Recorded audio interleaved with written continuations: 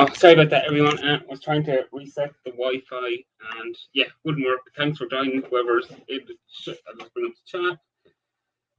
Yeah, sorry about the delay. Obviously, this is meant to be a Christmas live by the jumper and my hat. I should have people coming on after a little while, about 8:15.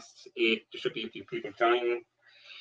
So, Christmas live, I asked a few different people to come on, answer a few questions, which kind of like beer of the year, I think was one, brewery of the year, one or two other questions. So they will join us.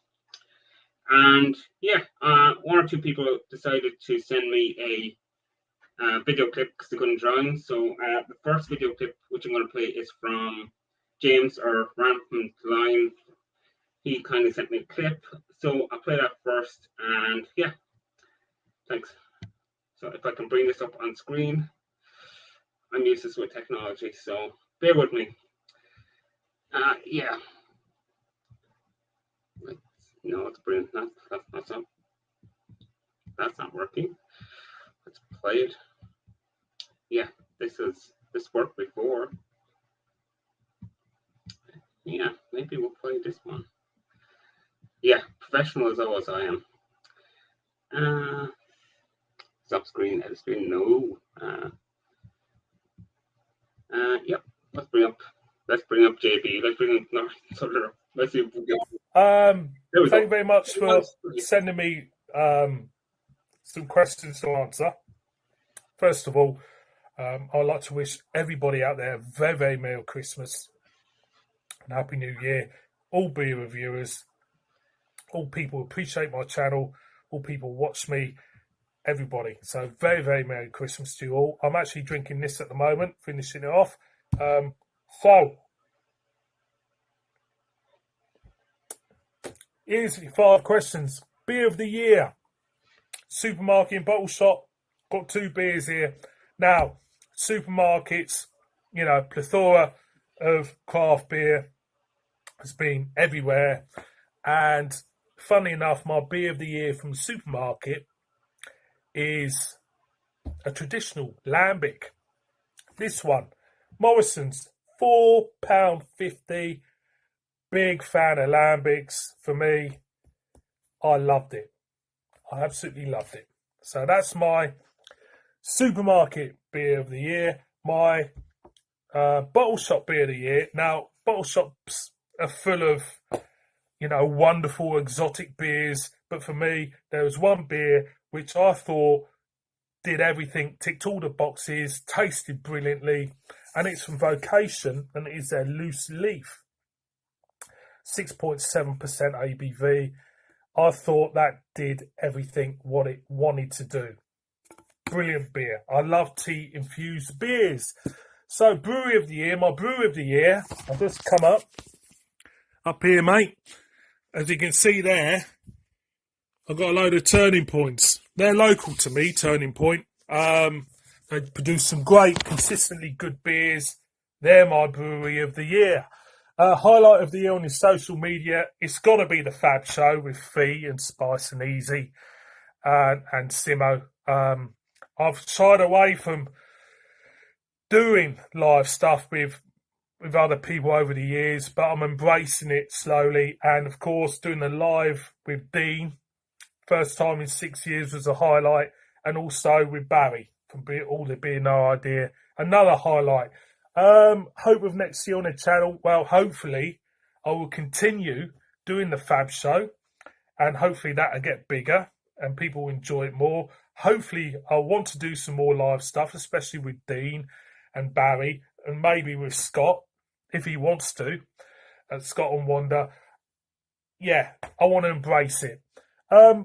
And that was it. I'm not too sure on the last question, but before I pop off, a very, very Merry Christmas to all beer reviewers out there. Like I said, Merry Christmas, Thomas, and have a great, great New Year. And look out for my beer reviews from Benidorm in a couple of weeks. So cheers.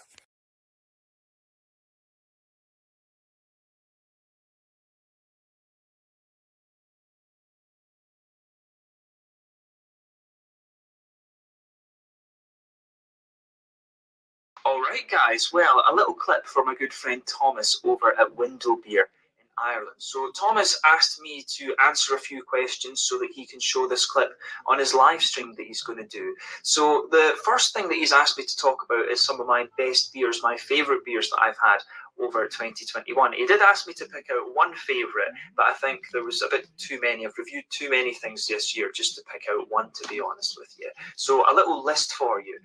So my favourite beers of 2021 that I've had would be Cervejaria Salvador Ignesa Oil, one of the classic Brazilian Imperial Stouts. That thing was just ridiculous. I really, really enjoyed that. Another one from Brazil that deserves a mention as well would be from Cervejaria Cinco Elementos, the Abyssal. Those two were just, classic Brazilian Imperial Stouts. I got those from the Netherlands, and that was just that was great. It was Beardome I bought those from. Another one I've got listed here is Ulenalt from Estonia. They are Imperial Turbo Hunt, an Imperial peated ale. That was very, very good. I also have the Puyala and Tempest Glen Noble, a collaboration Scotch ale that they did together. And again, that was just really awesome. Most of these beers that I've picked out for you are big malty beasts. One from Sweden that I thought was really quirky was the Mohawk Baba barley wine, a grappa barrel-aged barley wine. Not often you'll come across that, of course. But probably if I was to pick a favourite beer of 2021, it would have to be the Milo the Crusher, which was a barrel-aged barley wine from Dead End Brew Machine in Glasgow. A very, very small brewery who are brewing their things at Overtone Brewery's facility, but that beer was something else. So yeah, Milo the Crusher from Dead End Brew Machine. A few others I think deserve mentions as well would be the Tappy Pills from Dea. I've been getting really into my lagers again over the last couple of years, and the Crystallography Double IPA from Cloudwater. That was really good. Other highlights on the channel this year would have to be the Finnish Imperial Stouts that I had. I had quite a few Scotch barrel-aged and old-school Imperial Stouts from Finland. So the Panimohisi Ikiurso, that was awesome. The Malesipiad Sisi, the Maistila Bully, the Rosso Niemi Isla barrel-aged Imperial Stout. All four of those were just awesome beers actually. So if you want a good Imperial Stout, you can't go wrong with some of the Finnish stuff. I also got to review some very nice Vienna lagers that were brewed in the Vienna area. We got some Romanian beers and a good number of Brazilian things as well. So in honesty, it's been a very, very good year on the channel actually, and most of the beers that I've enjoyed have been the big malty beasts. But yeah, I think if it did have to come down to one, I think Milo the Crusher, the barrel-aged barley wine from Dead End Brew Machine in Glasgow, that thing was absolutely awesome. When it comes to supermarket beers, I actually don't buy too many of those because I spend most of my time in Sweden, and most of the beers that you'll get in the supermarket in Sweden, or pretty much all of them I should say, are Folkul 3.5% and below, so it's just not the same.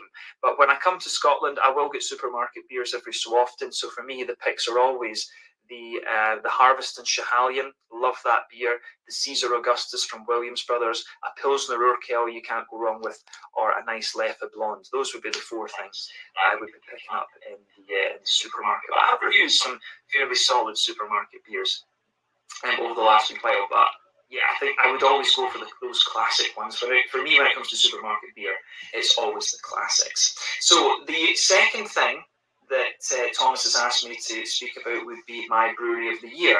So because a lot of the beer that I review is Swedish and a chunk of it is Scottish as well, I've kind of gone for two. So my Swedish brewery of the year would be Elm 11. These guys, they came out with their first beers last year, but they've just been so consistent with these big fruity juicy sours. Elm 11 are definitely a brewery to watch out for. All of these kind of things. But yeah, big thank you to Thomas beer scene this year. Vault City's consistency is still up there, and I've heard that Holy Goat have been very good as well. I still need to try some of their beers actually. I've got a few that I will be receiving fairly shortly. So yeah, for me, Overtone in Scotland, and I think Elm 11 in Sweden would be my breweries of the year. The next one Thomas wanted me to talk about was the highlight of the year, and I think this probably has to be the channel exploding with all the French-speaking subscribers. So in France, there is a YouTuber called Joyka, and he talked about one of my videos on his channel and just told all his followers to go and flood my channel, and the channel just went absolutely crazy. with lots of French comments. And unfortunately, I don't speak French, so it was kind of funny. But yeah, Joyka did me a real solid there. The channel grew by about 7,000 odd people in a couple of days, or about a week. It was insane. That was absolutely insane. Thomas also wanted me to lastly speak about what I will be doing with the channel next year, my hopes next year. So yeah, it would just be to continue reviewing beer from quite random places in the world. I'd really like to get a few more countries and things on the featured on the channel. I want to get some French beer, of course, as well, and explore that a little bit more because of all the new kind of French-speaking followers that I've had. So I think that's going to be a really interesting opportunity. There will be more out and about videos. I'll be traveling to the US and Germany for definite. There are a few other things that I'm thinking about as well, but we need to see how possible they are. But definitely some things in US and Germany, and hopefully a few more Scottish out and abouts for you as well. I want to do my England tour finally also and do some out and about videos with the English beer tubers. So yeah, you can definitely look forward to all of those. But yeah, a little segment for Thomas's live stream. I hope that you guys enjoy this, and I hope that you enjoy his live stream. Do make sure you show Thomas some love, like, subscribe, share, all of these kind of things. But yeah, big thank you to Thomas for asking to do this one. Okay. Yeah, sorry about that. It wasn't the best quality of play. I don't know what went wrong there. Everything seems to be going wrong. I think we're joined by our first guest of the evening. And welcome. Thomas. How are you doing? Absolutely amazing, mate. Thanks for the invite. Really appreciate it. Raggy once told me when I first started this channel about five months ago, and I think I reached out to Raggy. He said, if I ever get an invite onto your show, I've made it. So I know you've been asking people the highlight of the year, Thomas. This is my highlight so far. Well, it must be a pretty bad highlight then. I think he means it. I think in the community, we all love what you do. You've got a passion for it, and what you do is really, really natural. And I try and come across the same as kind of Billy's got it as well. Billy's a really natural performer on video, and he's kind of. I try and do the same. I've had some media training in my career in the past, and I'm trying to kind of get rid of that and trying to be a bit more natural rather than. I think when I first started out, it's like I was presenting stuff all the time, and what I've tried to do is become a little bit more natural. Hopefully, it works. It does. Yeah, I really got into your videos lately, especially to come on, kind of, especially when I'm in the morning having my breakfast. Your videos are always popping up early. Love up with the board, something to get going. Yeah, I appreciate the comments as well. I think we have someone else. Better guest. Afternoon, gents. How are we doing? Not too bad, yourself? Yeah, good, thank you. Good. Everyone feeling festively merry? Absolutely. Well, I'm on my own brew, so it's yeah. What is it? Always go get high in your own brew. I've got a turbo cider. I made a turbo cider. It's not too bad. It hasn't turned out as carbonated as I would liked, but it's my second brew. It's only my second home brew in about 20 years I've made, so I'm quite pleased with it. That's good. Yeah, I did a turbo cider earlier in the year. I did one apple and one apple and rhubarb, and they were a bit harsh first up, but a few months on, they're getting pretty good now. Yeah, so the here I've got an imperial stout as well, which I'm maturing. So I'm hoping the next couple of weeks, because it's a Christmas one, it's got those Christmas flavours in there. So I'm kind of hoping that's nice and matured in a couple of weeks' time. Very nice, very nice. What are you drinking, Crummy? I've got a keg of the Lord's Bandon Car Irish Porter in the machine, so I'm going to pour another one of those out. Nice. Okay, I suppose anyone watching, I asked kind of 5 questions to everyone. First question was beer of the year, and I put supermarket and I put bottle shop. I think the second one was brewery of the year. Third one, highlight of the year. I think what's for next year was the 4th question. So we'll start with beer of the year then. You can answer whichever way you want. Whoever wants to go first. I think for me, I've kind of reintroduced myself to Yorkshire beers. I'm a Yorkshireman born and bred, very proud of it. And I kind of always thought at the back of my head, if I ever do my own brewery, which is a dream one day, to start my own small brewery, I'll probably do a Stingo. When I had the chance, Sam Smith still do a really nice Stingo, and that was absolutely gorgeous. And I'm glad I've discovered that one again because that is really nice. Yeah. We're joined by two more legends, one of Instagram and a new legend of YouTube. So you can introduce yourselves. Tell the brilliant people out there who you are. After you. Hi, Thomas. It's good to be back again for Christmas. Happy Christmas, everyone. I tried to make it as festive as possible. The Christmas tree is just right in front of me. Irish craft beer guy on Instagram, Alan Mead. I've recently set a YouTube channel up. I haven't posted anything yet, but I'm more prevalent on Instagram at the moment. But I will once I get around to it. I'll kick the YouTube. Alan's outdoing me, so I'm getting the hat out. Wait until I pull the Christmas tree in behind. Thanks, Thomas. Alan, nice to meet you, mate. Firstly, hey guys. I'm Mark Drury, or Mark's Beer Reviews, as I'm on YouTube. Legend is far too strong a word. Freshman is more the word, but thank you for having me on, Thomas. Yeah. So we'll go back to Andy's beer of the year. So.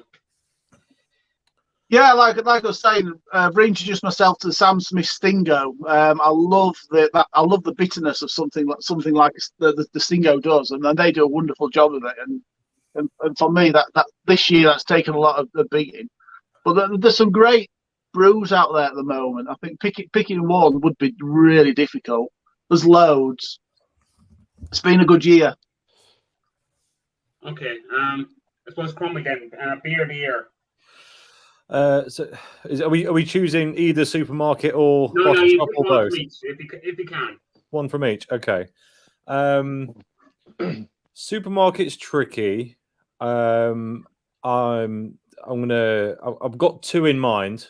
I'm gonna give you both of them. And it's, I think for me the key to a decent supermarket beer is kind of no point having a 5-6 quid plus can on the supermarket shelves because you know you're going to get better in a bottle shop for the same price. So there's probably looking at slightly more cost effective ones.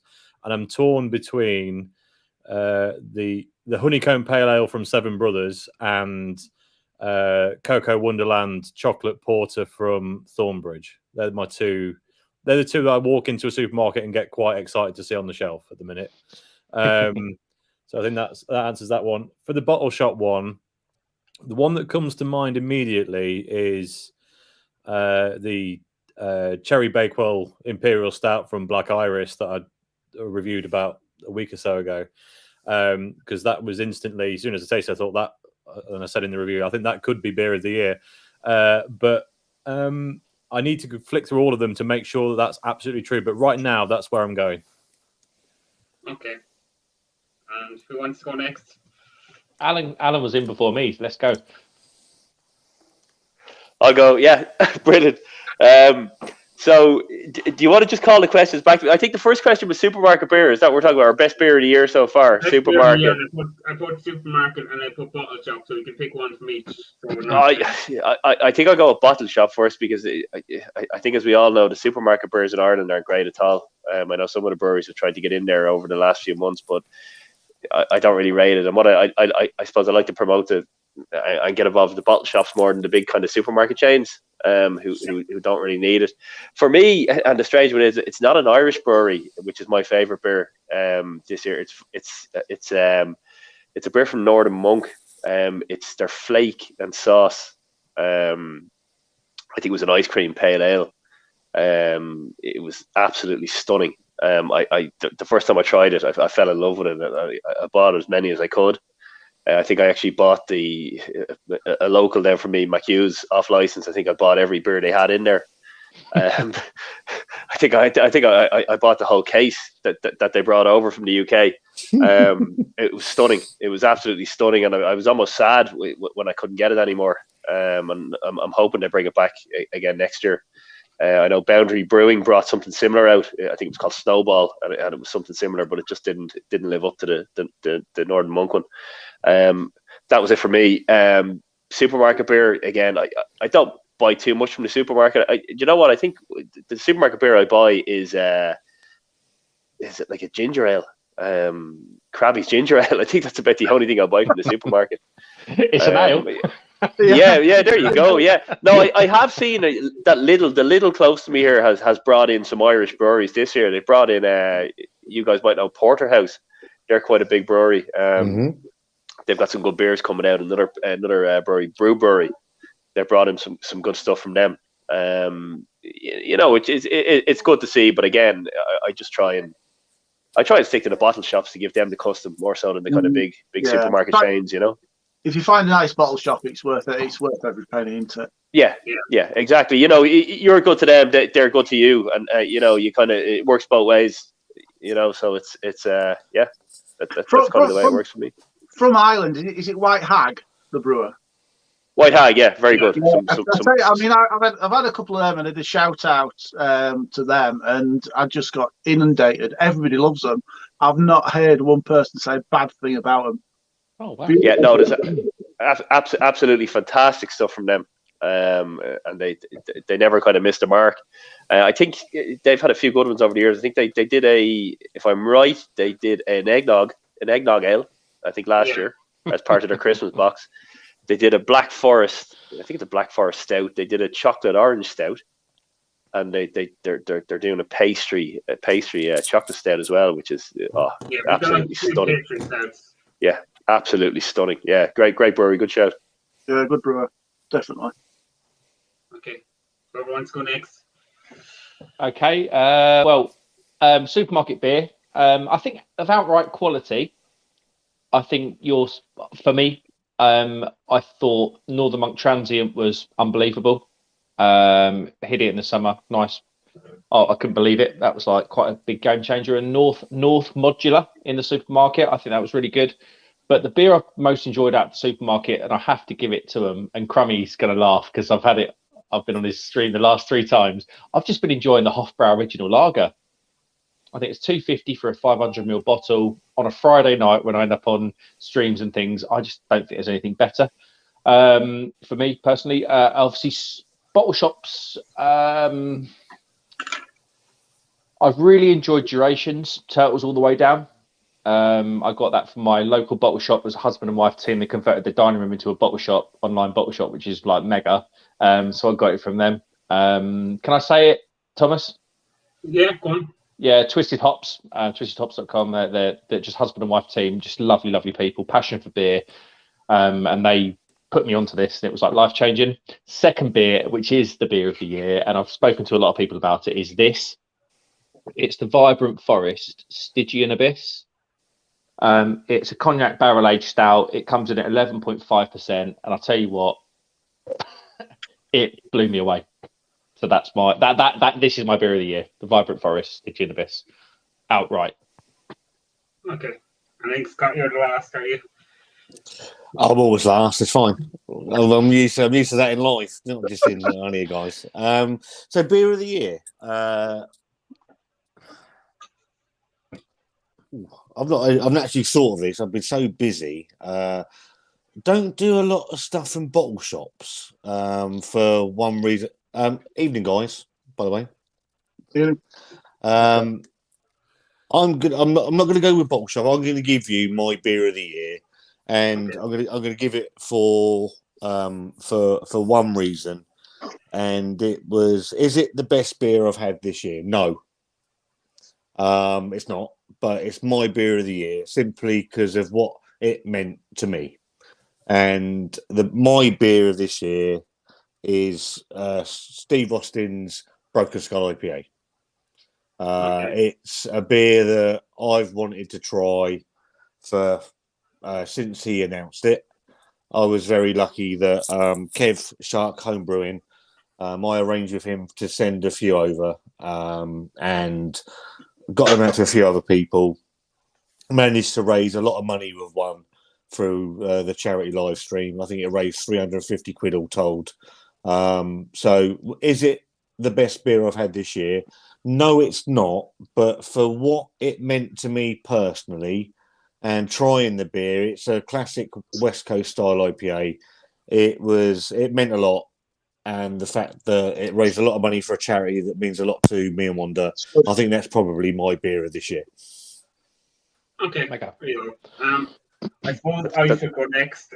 If we're going for supermarkets, it's a brewery close to me. It is O'Hara's Nitro Irish Stout for a supermarket, simply because it's priced. It's €2.60. And then I was just looking. The next one, if it's going for bottle shop, it is from Canvas Brewery, is Sunday Cuddle, which obviously, and Canvas would be my brewery of the year. Hard to get, but all the beers I've had from them are brilliant. They're a farmhouse brewery. I think it's Tipperary they're based out, which is in kind of middle of Ireland. Where did you get the O'Hara's, Thomas? Was it Super Value? Centra. Ah, nice. Yeah, good score in Centra. Yeah, good I stuff. don't think that they figured out they have it at the wrong price yet, but I won't tell them. Do you not keep it quiet? Do you know what I've seen a lot of people do with that O'Hara's? Do you know the Guinness Surger or the Nitro Surge that goes on top of the Guinness?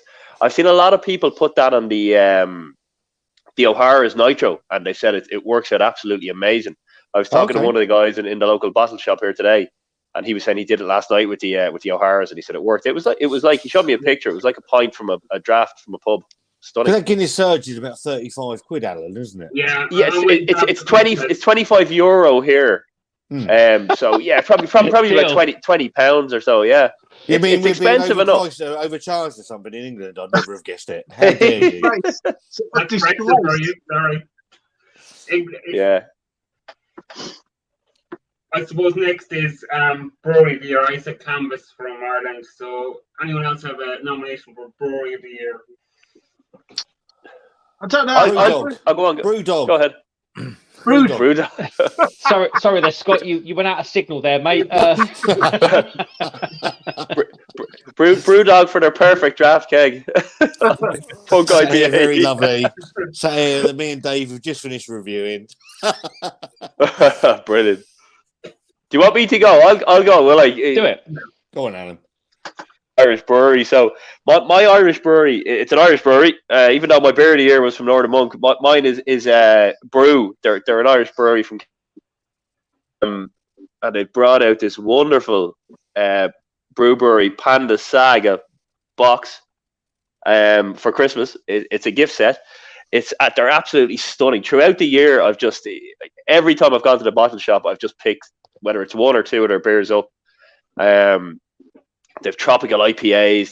They've everything. They hit the mark every time.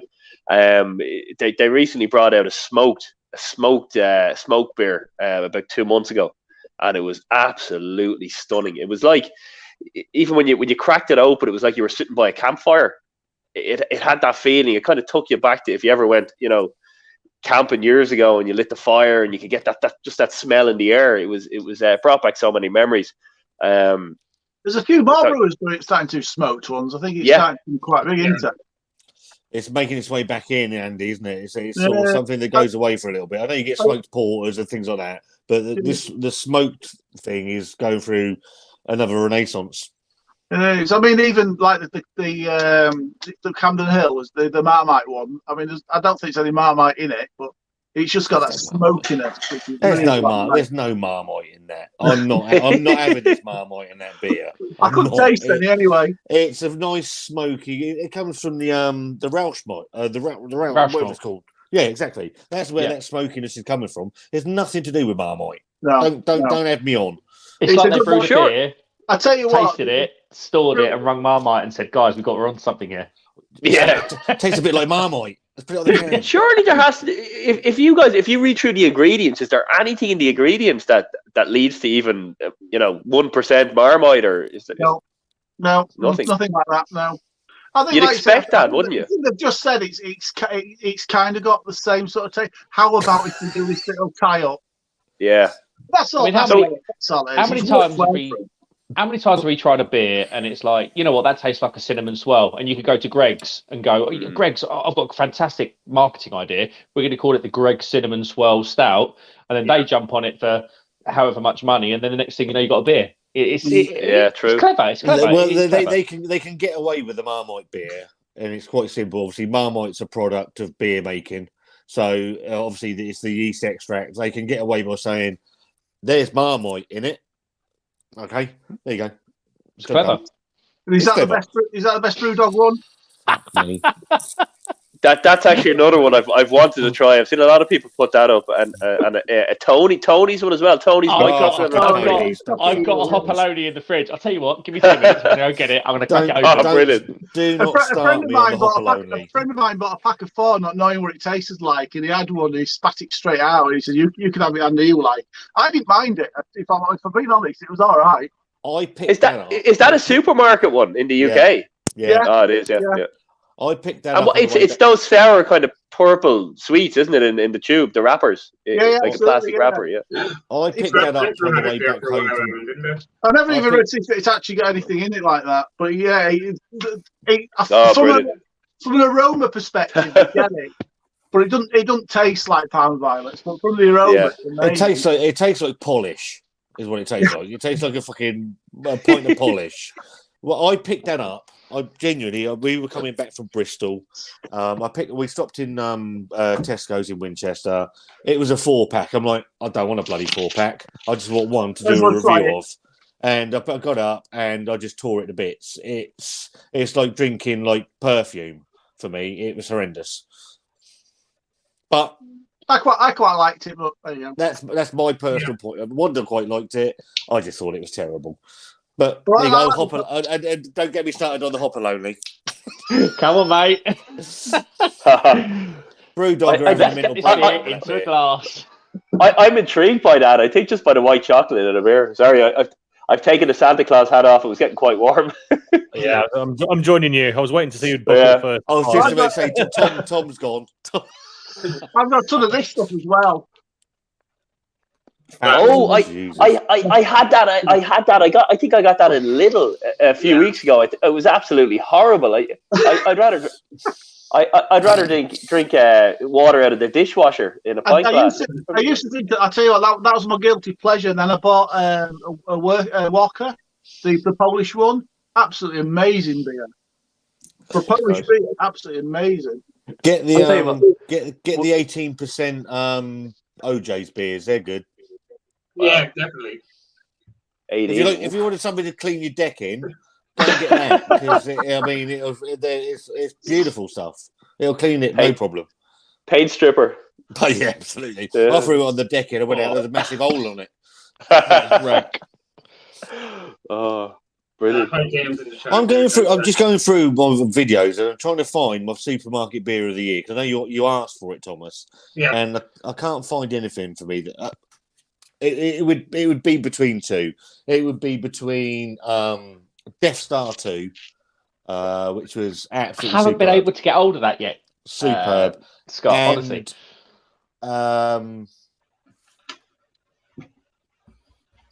it'd be when was North Star 1 and 2 out? Was that this year? Yeah, it was North Star 2 was about June time, I believe. Yeah. If North Star 1 was out this year, it would be between North Star 1 and Death Star 2 for me. Both absolutely superb. I wasn't North Star 2 was okay. I don't think it was quite on a par of the almond that was in I the like original North Star one. 3 though, Scott. It was a bit of a different one because it was not a nutty stout, but I quite enjoyed it. I don't really like Black Forest stuff. I think they were Imperial stouts, were they, from Lord Monk? Imperial ones, yeah. They were, yeah. It was like £4. It was ridiculous, honestly. You go into the supermarket. I think that's the reason I haven't picked it up, Mark, is that I'm not a massive fan of Black Forest Gatto. I don't like fruit and chocolate. Sort of thing. Yeah, so I may do. I've been into Morrison's 4 times and seen it in there, and something tells me not to pick it up. It, mate. Honestly, please. I don't like chocolate and fruit, but I'd recommend it. Okay, really I'll have a look. I mean, somebody's just there though for the McEwen's champion. The McEwen's headspace. If you like the champion, try the headspace because that's an amazing beer. It's a champion. I think it's a champion ale. They just put a little bit of Scotch whiskey in it. It's lovely, very nice. Oh, Wanda, Thomas, just very quickly. Wanda sends her apologies. She has a massive headache. Yeah, no problem. So she said to say sorry, but we will sort something out with you in the new year. No problem. I think Rampant Line has a commentary there, Scott. Oh, right. My eyes are very bad. What does that say? His number one is fuck off.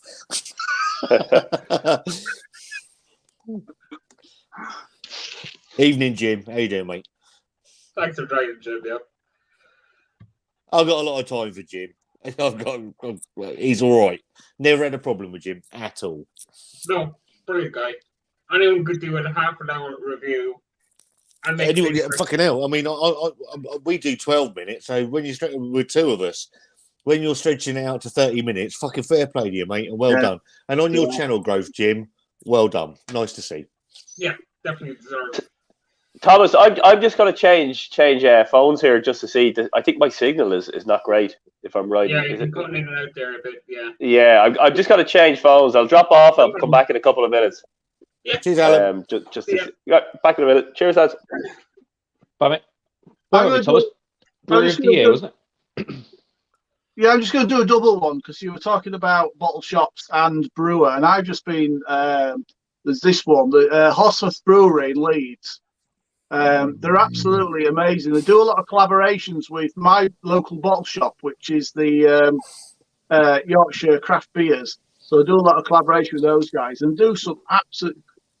I'll tell you what, craft beers. I mean, I thought when I started my channel about 5 months ago, and I thought I've missed the wave on craft beers. And I think it's just starting again. It's absolutely amazing. It does waves and peaks and troughs, Andy. So I mean, I honestly thought I'd kind of missed it, and I was just going to talk about some shitty supermarket stuff all the time. But it seems every week I've got a brewer close by coming up, or somebody tells me about a new brewer I need to try and just try some new stuff. And there's all these new craft beer pubs opening up everywhere. It's amazing. The trouble is, people, I don't know about you guys and Tom, because I know Tom's quite quiet up there. You can put craft on anything now, and doesn't matter if it is craft or isn't craft. But as soon as you put craft into it now, it's bringing in an audience that they know they're pulling in, and for me, it drives me a little bit fucking mad. Because they're trying to hit on a buzzword. Yeah, but let them try it, Scott. People who like beer and like craft beer soon find them out, and it soon gets out. Actually, they're not as good as I think they are. Correct. So let them try it. And sometimes I will say this for some of them is they do make beer a little bit more accessible as well. You know, you're going to look at your Aldi's and your Lidl's. They like to put craft on a lot of stuff, and a lot of it's not. It's mass-produced shite, most of it. Sorry, I do apologise for swearing. But it brings people into the market, and they might try something and think, actually, that's not too bad. You know, I've just had a Brute IPA tonight, done a review on that. Jesus. I actually can't stand Brute IPA. I just want to comment because I think I heard Tom say, and I know Tom's quite quiet. Put IPA on something, and they think it makes it it's the best thing in the world. Brute IPA, it should be buried in a fucking 10-ton fucking bit of concrete below the sea and bombed. Because who ever thought putting champagne yeast in a beer is acceptable? Wants shooting. I actually think it can work.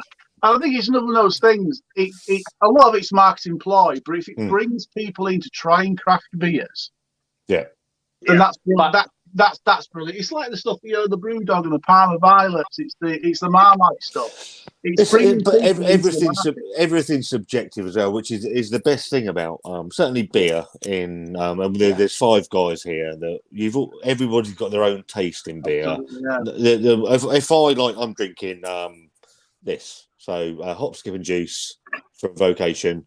Yeah, it's fucking for a supermarket beer.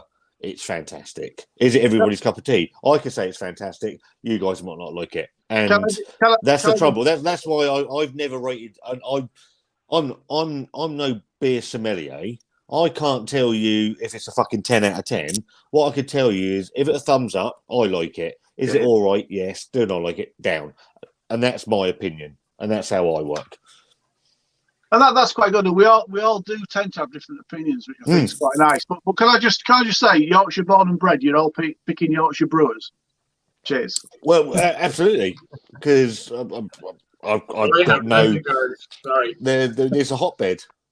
My brewery of the year. I'm going to go to my brewery of the year, and it's a brewery I guarantee none of you have had a beer from,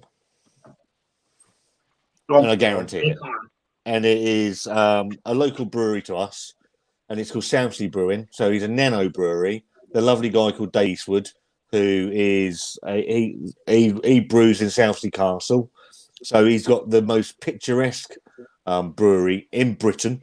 It's fantastic, and he makes really, really good beers. I try and promote his beers as much as I can. He doesn't brew a fantastic amount because of his capability and his capacity, but every beer he makes is stunning.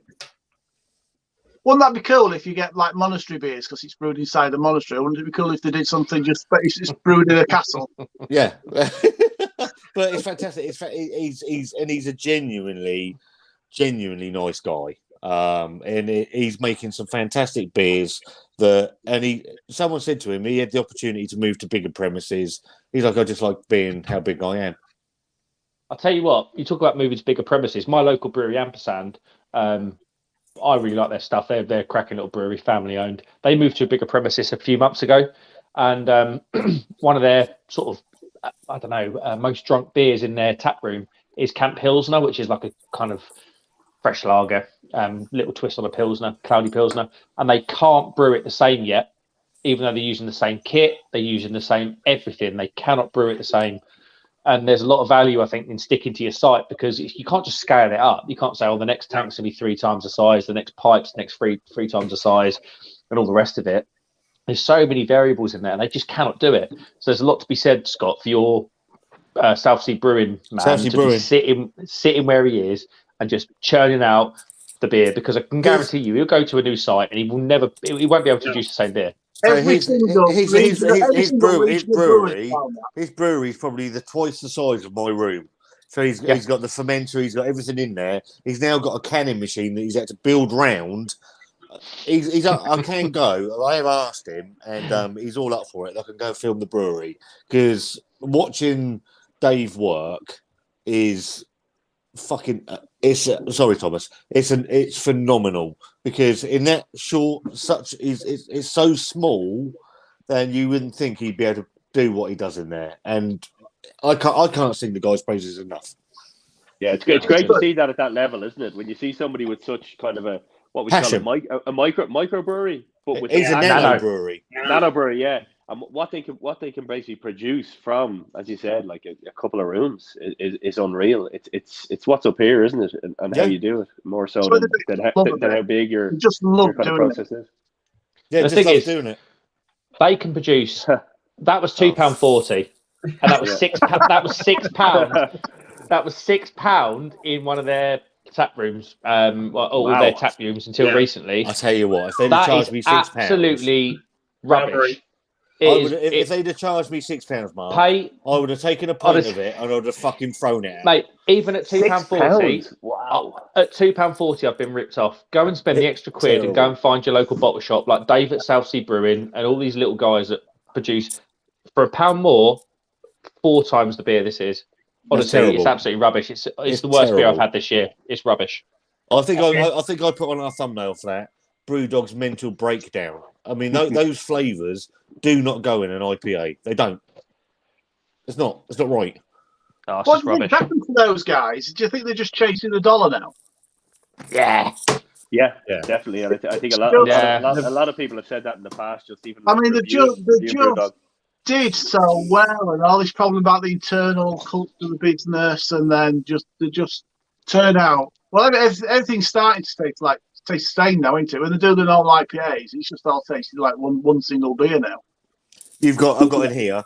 I don't know if you can see it. So I've got. Oops. I've got on keg. So it's new out this week. £41.90 a keg. So for 10 points, £41.90 starting. But I know you can get all your beer discounts and all that with Beer Hawk. I'm not interested in that. £41.90 a keg. I want it to be decent. Is it? It ain't worth £41.90. I'll tell you that. Am I right in saying, Scott, that that's around 10 quid more than most of those? Yep. Perfect draft. It's the second. I think there's. I'm not massive on this. I know Barry. If Barry was here, all the beer no idea. My good friend Baz. He's the all-seeing eye with a perfect draft. This is the second most expensive keg on the machine. Wow. I bought it. So behind the Magic Rock Stout. I mean, that might have been. It's all licensed products, isn't it? Brewdog will be absolutely creaming it. Sell the license to Perfect Draft. They'll be absolutely having it off. Do you know I spoke to a really good friend of mine, Dean from Dean's Beer Reviews, a legend. Dean's a great guy. Yeah, for me, the best beer reviewer on YouTube. 4 minutes. Here's your beer. This is what I like. I'm out. Dean is a lovely guy. And we were talking about earlier. We had about a 50-minute conversation about this, and he said, "I remember James Watt standing on a golf course 10 years ago, smacking bottles of Budweiser with his golf club, saying we're never going to be like Budweiser." Who owns that? AB InBev. Who owns Budweiser? AB InBev. So they're in bid with them. Yeah. For some people, it's all about the money, isn't it? It's almost like a sellout. But even with Punk going to Perfect Draft, I think everyone with a Perfect Draft is going to buy that. At least everyone, yeah. And they could charge Alan. They could charge exactly what they want. They could put it at 50 quid. People are going to buy it.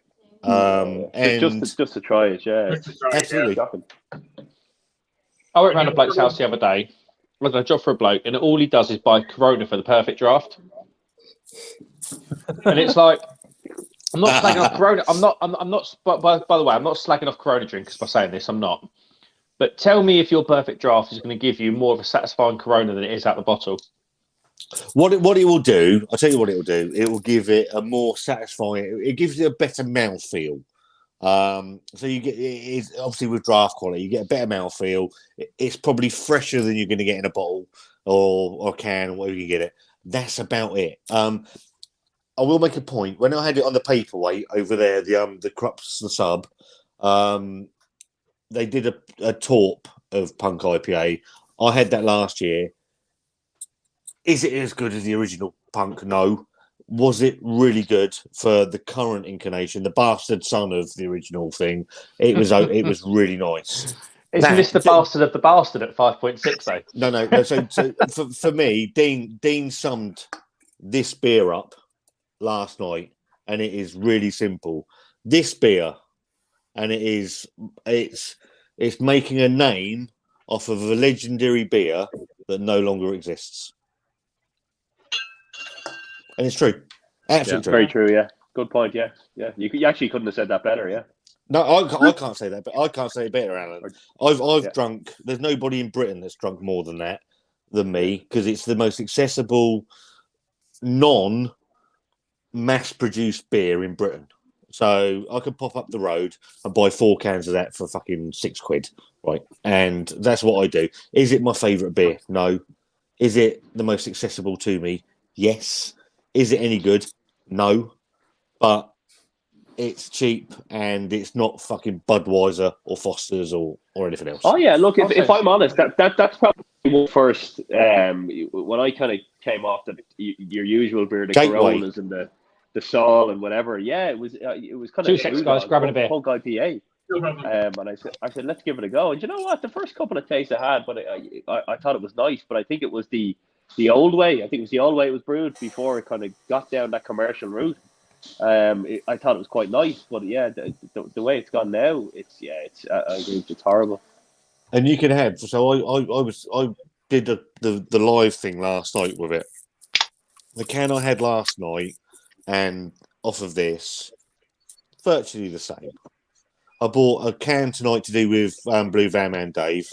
And so he bought a 4-pack. The can I got tonight was actually better than the draft version because it was hoppy, it was spiky, you had the bitterness with it, and you don't always get that with Punk IPA. I've had boxes where 2 cans are okay and the other cans are utter shit.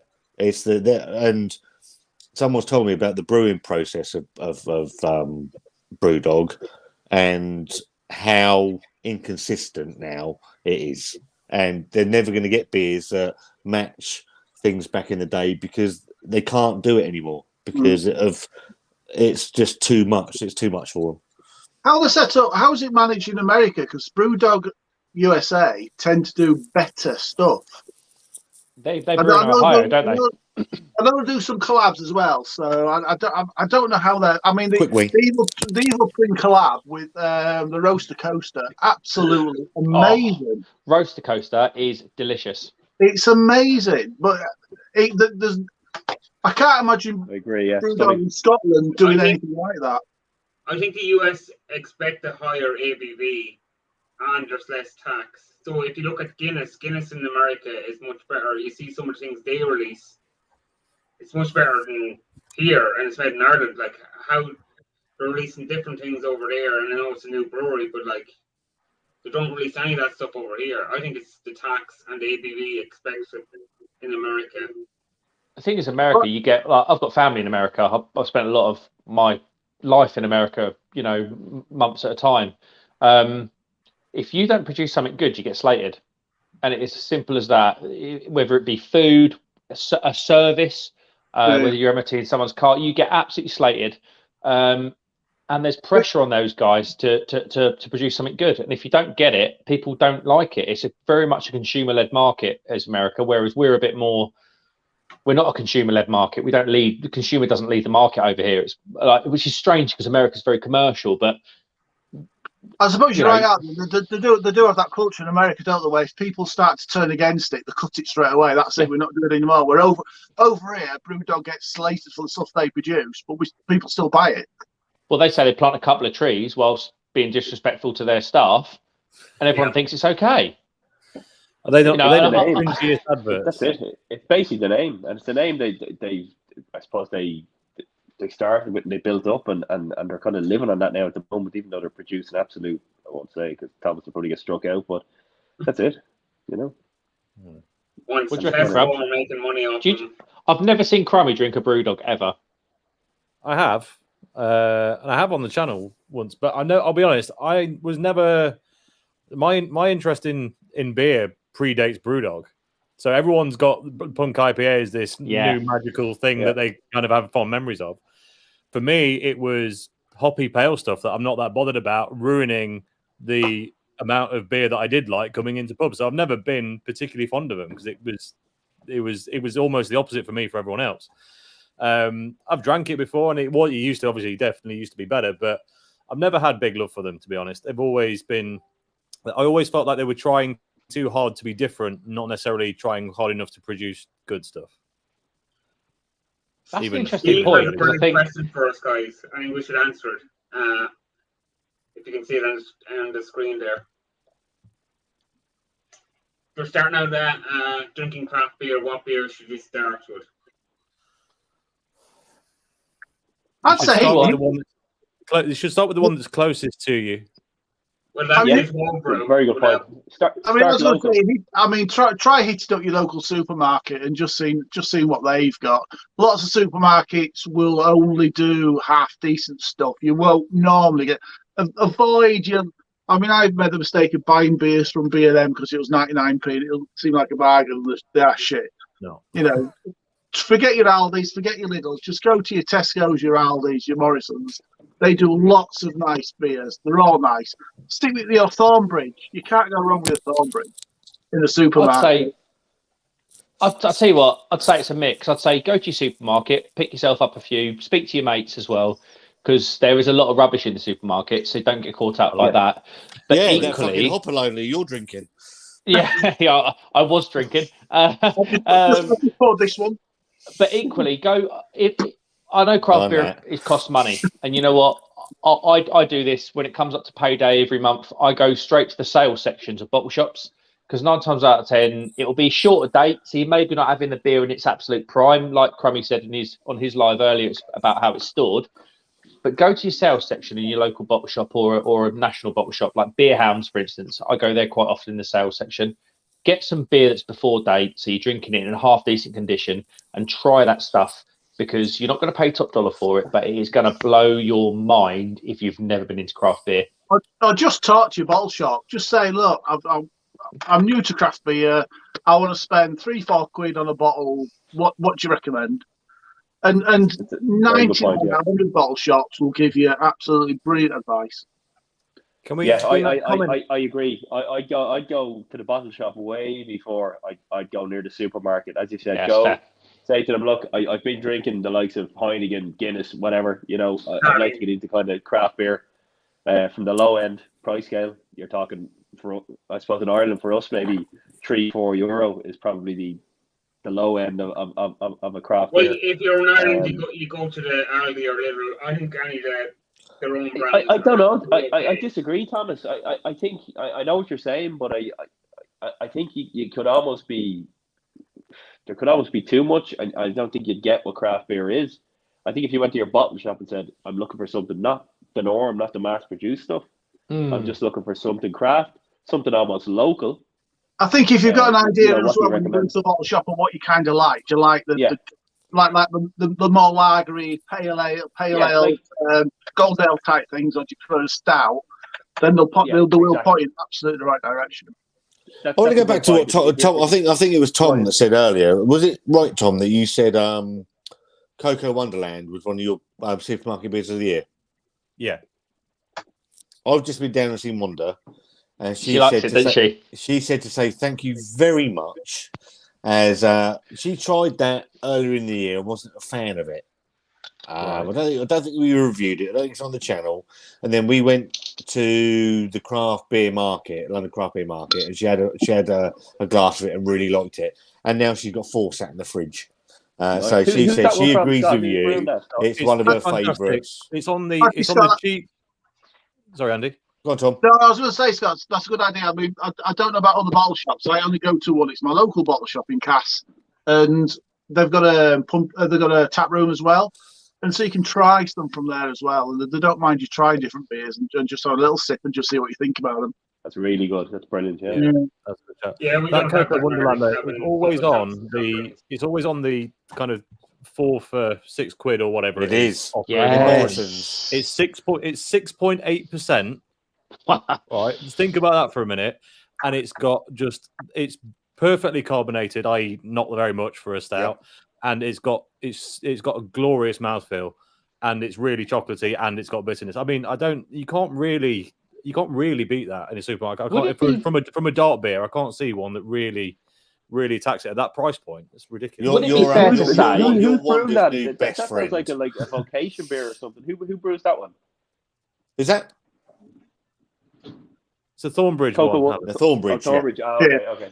But it's probably fair to say, if you're new to craft beer and you're watching this, or I think Steve asked the channel earlier, don't consider craft beer as what you get in. Hi Steve. Craft beer isn't what you get in Tesco. It isn't. That's that hybrid. That's that crossover of craft and commercial, and you're never going to be wholly. It's kind of fluid. It's that weird sort of middle ground. Yeah, they're trying to balance it and sell it at a certain price. They are.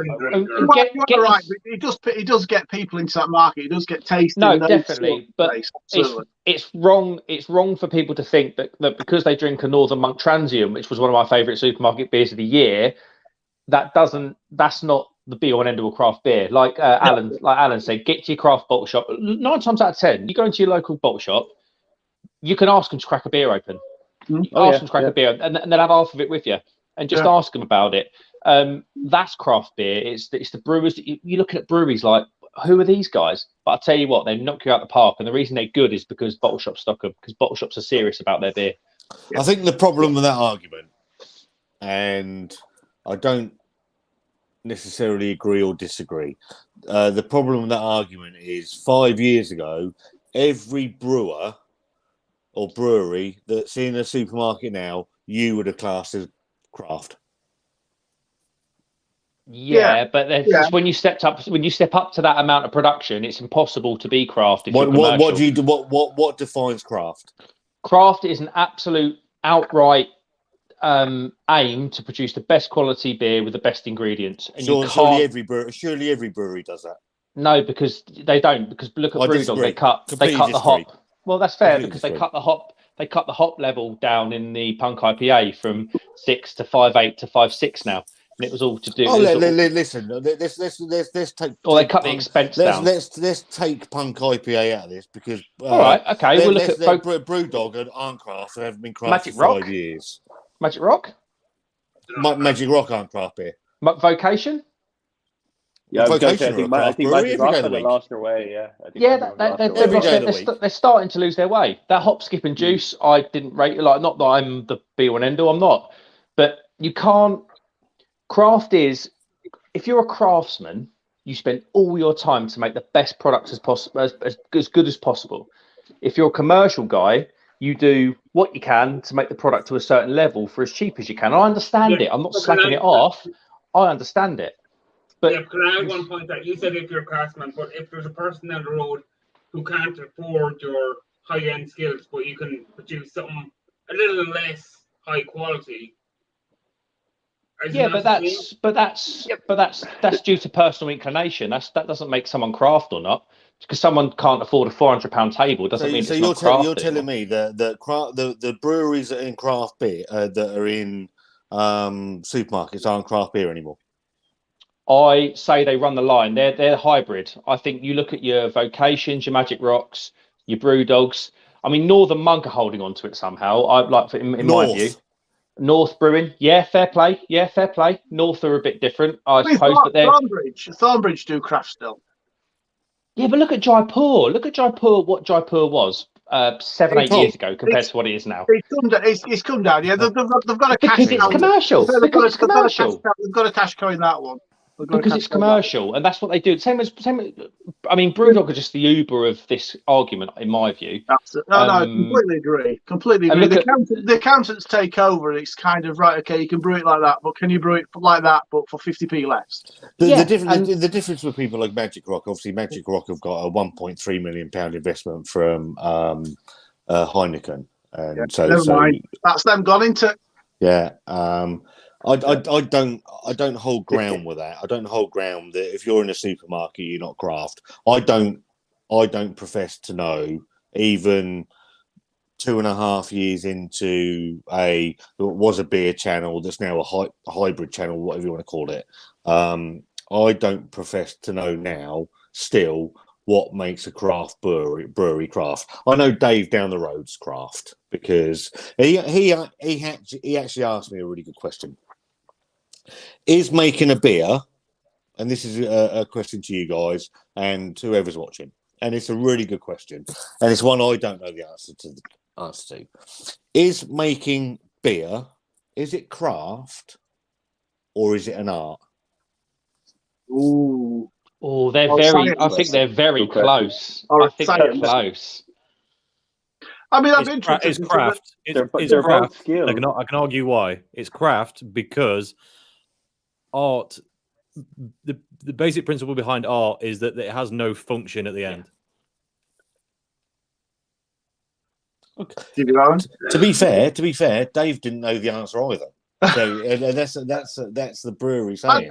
I'd be interested. There's a guy I quite as a Yorkshire brewer, micro brewer called Wishbone, and they do stuff. And I bet he wouldn't class himself as craft, but they are getting towards that sort of craft beer. They're down in that market. And we go back to also, and it goes back to my bugbear. And it is a bugbear, is where you can drive down the road and you can see a restaurant and it says craft beer served here, and you go in there and it's what do you, and then it's not anything near what I would expect to be craft beer, and not that my expectation's right or wrong. It's like so this craft beer has now become like a fucking sign. It's a sign for we don't sell Budweiser. We don't sell all this shit, and it just infuriates me. I think people a little bit. monetizing a saying. It Isn't is. It really And is. So when we live in an age now, and we're extremely lucky. Where 5 years ago, you walked into a Tesco's, you would have maybe seen Punk IPA. You might have seen Life and Death or a Sierra Nevada Pale Ale. Now they have batches of beers come out in these batches of releases, and so you got Northern Monk in a you've got Omnipollo with Buxton, you've got North, you've got all these companies. The Cloudwater, although it's brewed at Ellen in Brewdog in Scotland. We're in a weird space now where we can be so critical about all this, and I'm guilty of that. And it's a weird world. So what define? I no longer know what defines craft, and that's just me personally. For me, I think it works. I said earlier about the Americans and the consumer-led thing. I think beer is probably one of the only consumer-led industries where the consumer can dictate where things go. I mean, look at what's happened to BrewDog and the. I mean, they were up there, and the consumer said no. These small breweries that just go on this massive boom. Beer's a very different industry to probably what we've ever experienced before. Like it's in like a mass thing. That's what I think. I think it's also the most emotive industry where people they're so passionate about it. I don't know what Tom thinks. Well, I would go back into that core question about what is craft. Craft is ultimately at this point is a buzzword, right? It's a marketing strategy. It's nothing more than that. Yeah. The word originated in the US because it was because pre-craft beer in the US in the 90s, all that was available was Coors Light, Budweiser, and whatever, right? Yeah. And then people started getting a fan for that very hoppy US-based IPA. That came over here. People tried to replicate it, and that's where craft here started. There's still a raft of breweries, and we're talking about Thornbridge. Thornbridge predates craft in terms of being a brewery. They were around before that buzzword was around. So sitting there trying to say, "Oh, they're a craft brewery," or not. Well, they have a craft division, which deals with experimental brews, which is really what a craft brewery probably is. Meanwhile, I've got a couple of breweries near me who are also kind of that sort of age and predate that kind of marketing word, if you like, and they are more craft than anyone you see in a supermarket and do not write it on any of their advertising. They are just a brewery that makes good beer. I was going to say, actually, do any of us as channels? I mean, I don't talk about craft beer. I just drink beer and tell people what it's like. I don't think we touch craft anymore, do we? We don't. No. We cut across everything now, don't we? I just go, it's a beer, it's a stout. I wouldn't mention craft at all. No, I think craft, like I think Scott and you said, Tom, it's craft is such a broad word now. Yeah. I mean, the thing is, craft in the beer world, we know it's a broad word, but craft in the social wider world of the UK. I mean, if you were to go to a craft fair at your local village hall, it'll be full of cottage industry people. Yeah, well, whittling wood, or roasting their own coffee or making their own vodka, and it was all to do like one or two guys doing the best they could in their small environment. And I think that's probably what craft. That to me, that is craft. You're looking at your smaller breweries doing the best they bloody can, and then that's what I said about commercial, Scott. I think if you employ your 7, 8, 9 blokes and you start paying football teams to advertise your beer, you're not craft at that point because it's gone to another level. And congratulations to them. You know, I mean, who can fault BrewDog? Who can honestly sit here and say James Watt is wrong? Nobody can. We can't. You know, we can't. He's hit the absolute jackpot. He has got the business model. All our little craft breweries, South Sea Brewing. If he was offered opportunities to make 6, 7, 8 million, I don't know, however much money, that's why we all go to work. We've all got families to support. We've all got mortgages to pay. Absolutely. And I think that's where I personally don't say what BrewDog. I've never said what BrewDog have done is wrong, because it's not. It's absolutely right. It's the most blatant definition of right you've ever seen. You know, they've secured their families' futures for generations and all the rest of it. But at consumer level, do I agree with what they're doing? Absolutely not. Do I agree with what Magic Rock are doing because they're riding that wave too? Absolutely not. And that's the thing for me. It's not wrong that they've done it. It's just the consumer end. It's a different end. It's a double-edged sword, isn't it? Yeah, but you've got a different point here because you've got people like Scott who brought Brewdog shares, and they bought into the craft or we say smaller brewery type. What do you think? But have they though, or is that a sensible investment? If I had £2,000 laying around, I'd have brought Brewdog shares. Absolutely, I just want to make one point though, and it's I bought Brewdog shares about 4 or 5 years ago. I'm one of the guilty. You know, there was no. But you're not though. You're not guilty, Scott. They offered an opportunity. If it come up in a butter company, you'd have done the same. It's absolutely, and at the time, I thought they were the fucking bee's knees, and at the time they probably were. I think just right. That, Look, I don't care personally. I don't care who owns a brewery. I don't care if Magic Rock have got Heineken behind them. I don't care if Camden have got whoever behind them, InBev behind them, whoever they got behind them. What I want is a brewery to make good beer. If they're making good beer, that's absolutely fine by me. The day that they're not making good beer, that's when I'm out. I'm gone. Yeah. Beavertown. That's it. Beavertown's beers have fucking dropped. The Beavertown is all over the place with beers. You can back somebody all day long. I just get frustrated by it. Yeah. You can back somebody all day long and look, get behind them, Brewdog, Beavertown, Magic Rock, whoever. When they start sacrificing quality for profit, that's when it goes wrong for me. That's when it falls apart. But so it is when those accountants take over. Also, we're not in a one-stop. We're not in a one-stop. Every brewery isn't in the same stop forever. Like we're in a massive growth and decline industry. Like breweries go up, breweries go down.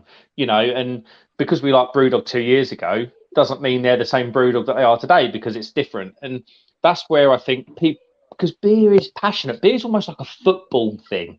You're taking. Yeah. I mean, there'll be Brewdog guys. And I'm not going to drink it. There'll be Brewdog guys that they bought their football shirt when that football shirt was designed and everything. They will think that's the best beer since sliced bread. The same way I'm sorry to say, I'm a Charlton Athletic fan, and I think they're the best football team ever. But we're in League One.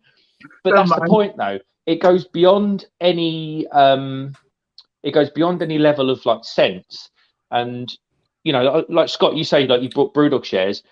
There have been guys that live in Ellen that bought 100 Brewdog shares and they think they are the best thing ever. And they go into and that's the thing with beer. It's not cut and dry, is it? There's so many subjective, like passionate, I think hard to quantify things. It's one of the things you can, and you got 6 guys here. And I know if Wanda was sat next to me, she can get passionate about beer. Do you know what? I say I'm proud of it. I don't think I am. But I set up our channel, and the people that know me, Thomas has been with us since day one. I set up a channel called Wanda Beer Wonder, which was the original channel name, and it was literally to take the piss out of Wanda because she hated beer, fucking hated beer with an absolute passion.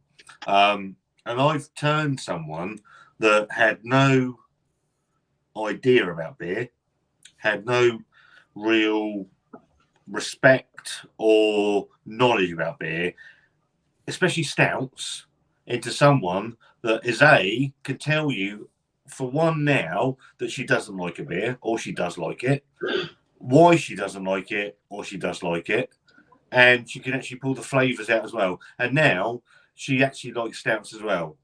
Is that something to be proud of? Probably not in the fucking modern world, but I've turned someone, and when you talk about channels and what they've designed to do, she's sat now. I know for the last week and a half, Southsea Brewing Company got a tap room, the Brewers Tap, and they've got one of her favourite beers of the last 2 years on keg.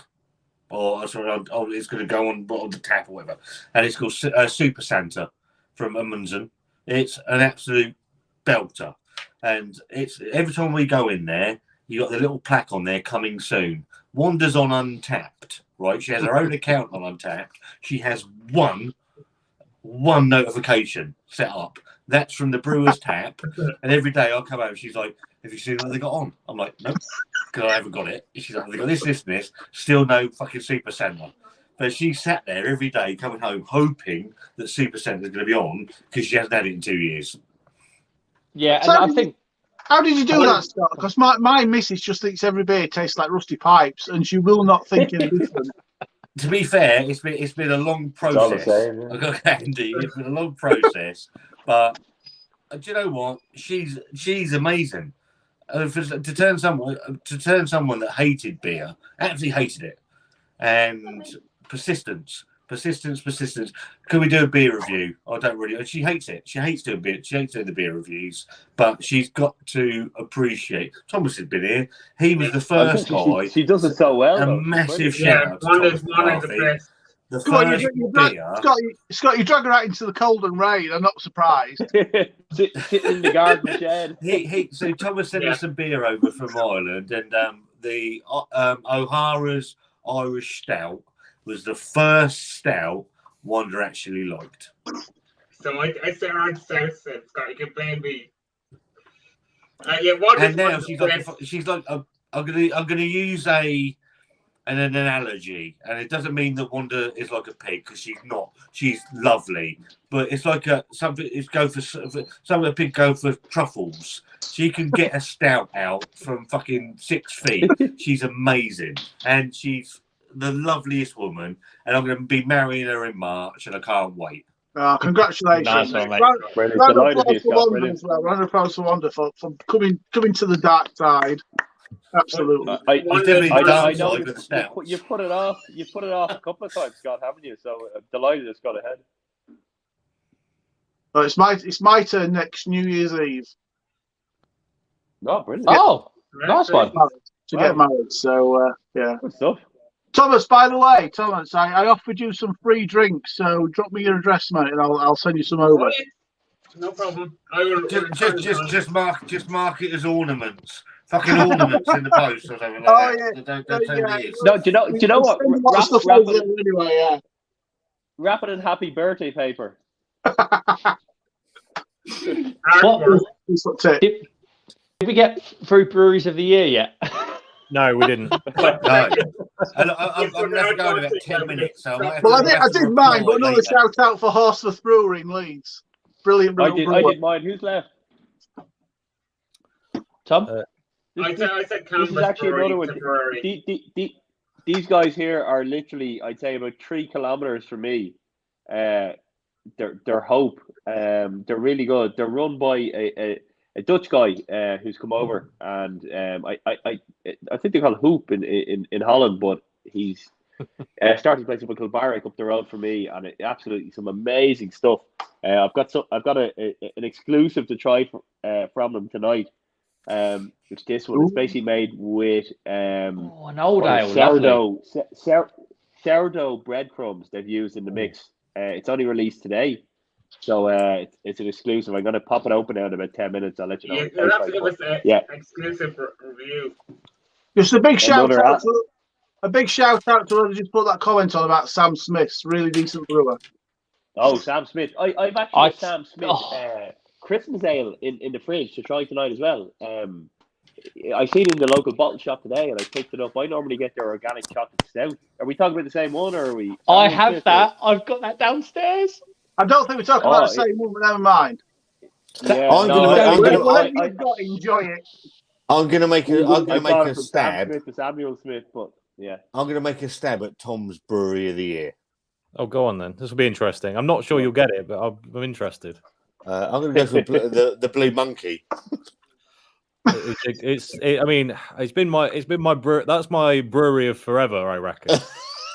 So I was debating whether to throw it forward or not, because I kind of feel like my brewery of the year needs to be one that I discovered this year. Tom, it'd be rude not to, because you promote their stuff all your time, and I like that. Yeah, I think it's Yeah, fantastic. I mean, bloody good. I've loved them for forever, and it's an honourable mention. I want to throw one other in though, which I'll throw the two that I was jostling with. The other one is one I found relatively recently, and I only really wanted to throw it in because Scott, because you said your brewery of the year had the most scenic brewery in the UK. Yeah, and I reckon it's got the second most scenic brewery in the UK because I reckon mine's got the first. Oh, here we go! Bye, Tom. Bye, Tom. We love this. I like a challenge. Yeah, Glen's Bean Brewing Co. up in the Scottish Highlands. You can see Ben Nevis from their car park. Oh, It's nice. take some beating. Good one. Are I'll they tell in you the what else. castle? Are they in the castle that fought with that fought wars? It's not in a castle. It's got a. So they've got a house that is. Scott's got this new castle accreditation we've just invented. So Tom, Scott's favourite beer is Newcastle Brown Ale. Tom, I've got a challenge for you, mate. Yeah, right. I think you should go and film their brewery. I have done it. He's done it. It's on my channel. Have you done it? Channel. Right. Okay. Okay. I've missed this. I will go and check this out. So I will go and film Dave. The building's nothing special, but the views around it are insane. That's the visual. Okay. I will check this out. If I don't, send me it on WhatsApp. Send me the link. And I'll go and have a look at it. I will go and film Dave's down in Southsea Castle, and we can compare. That's fine.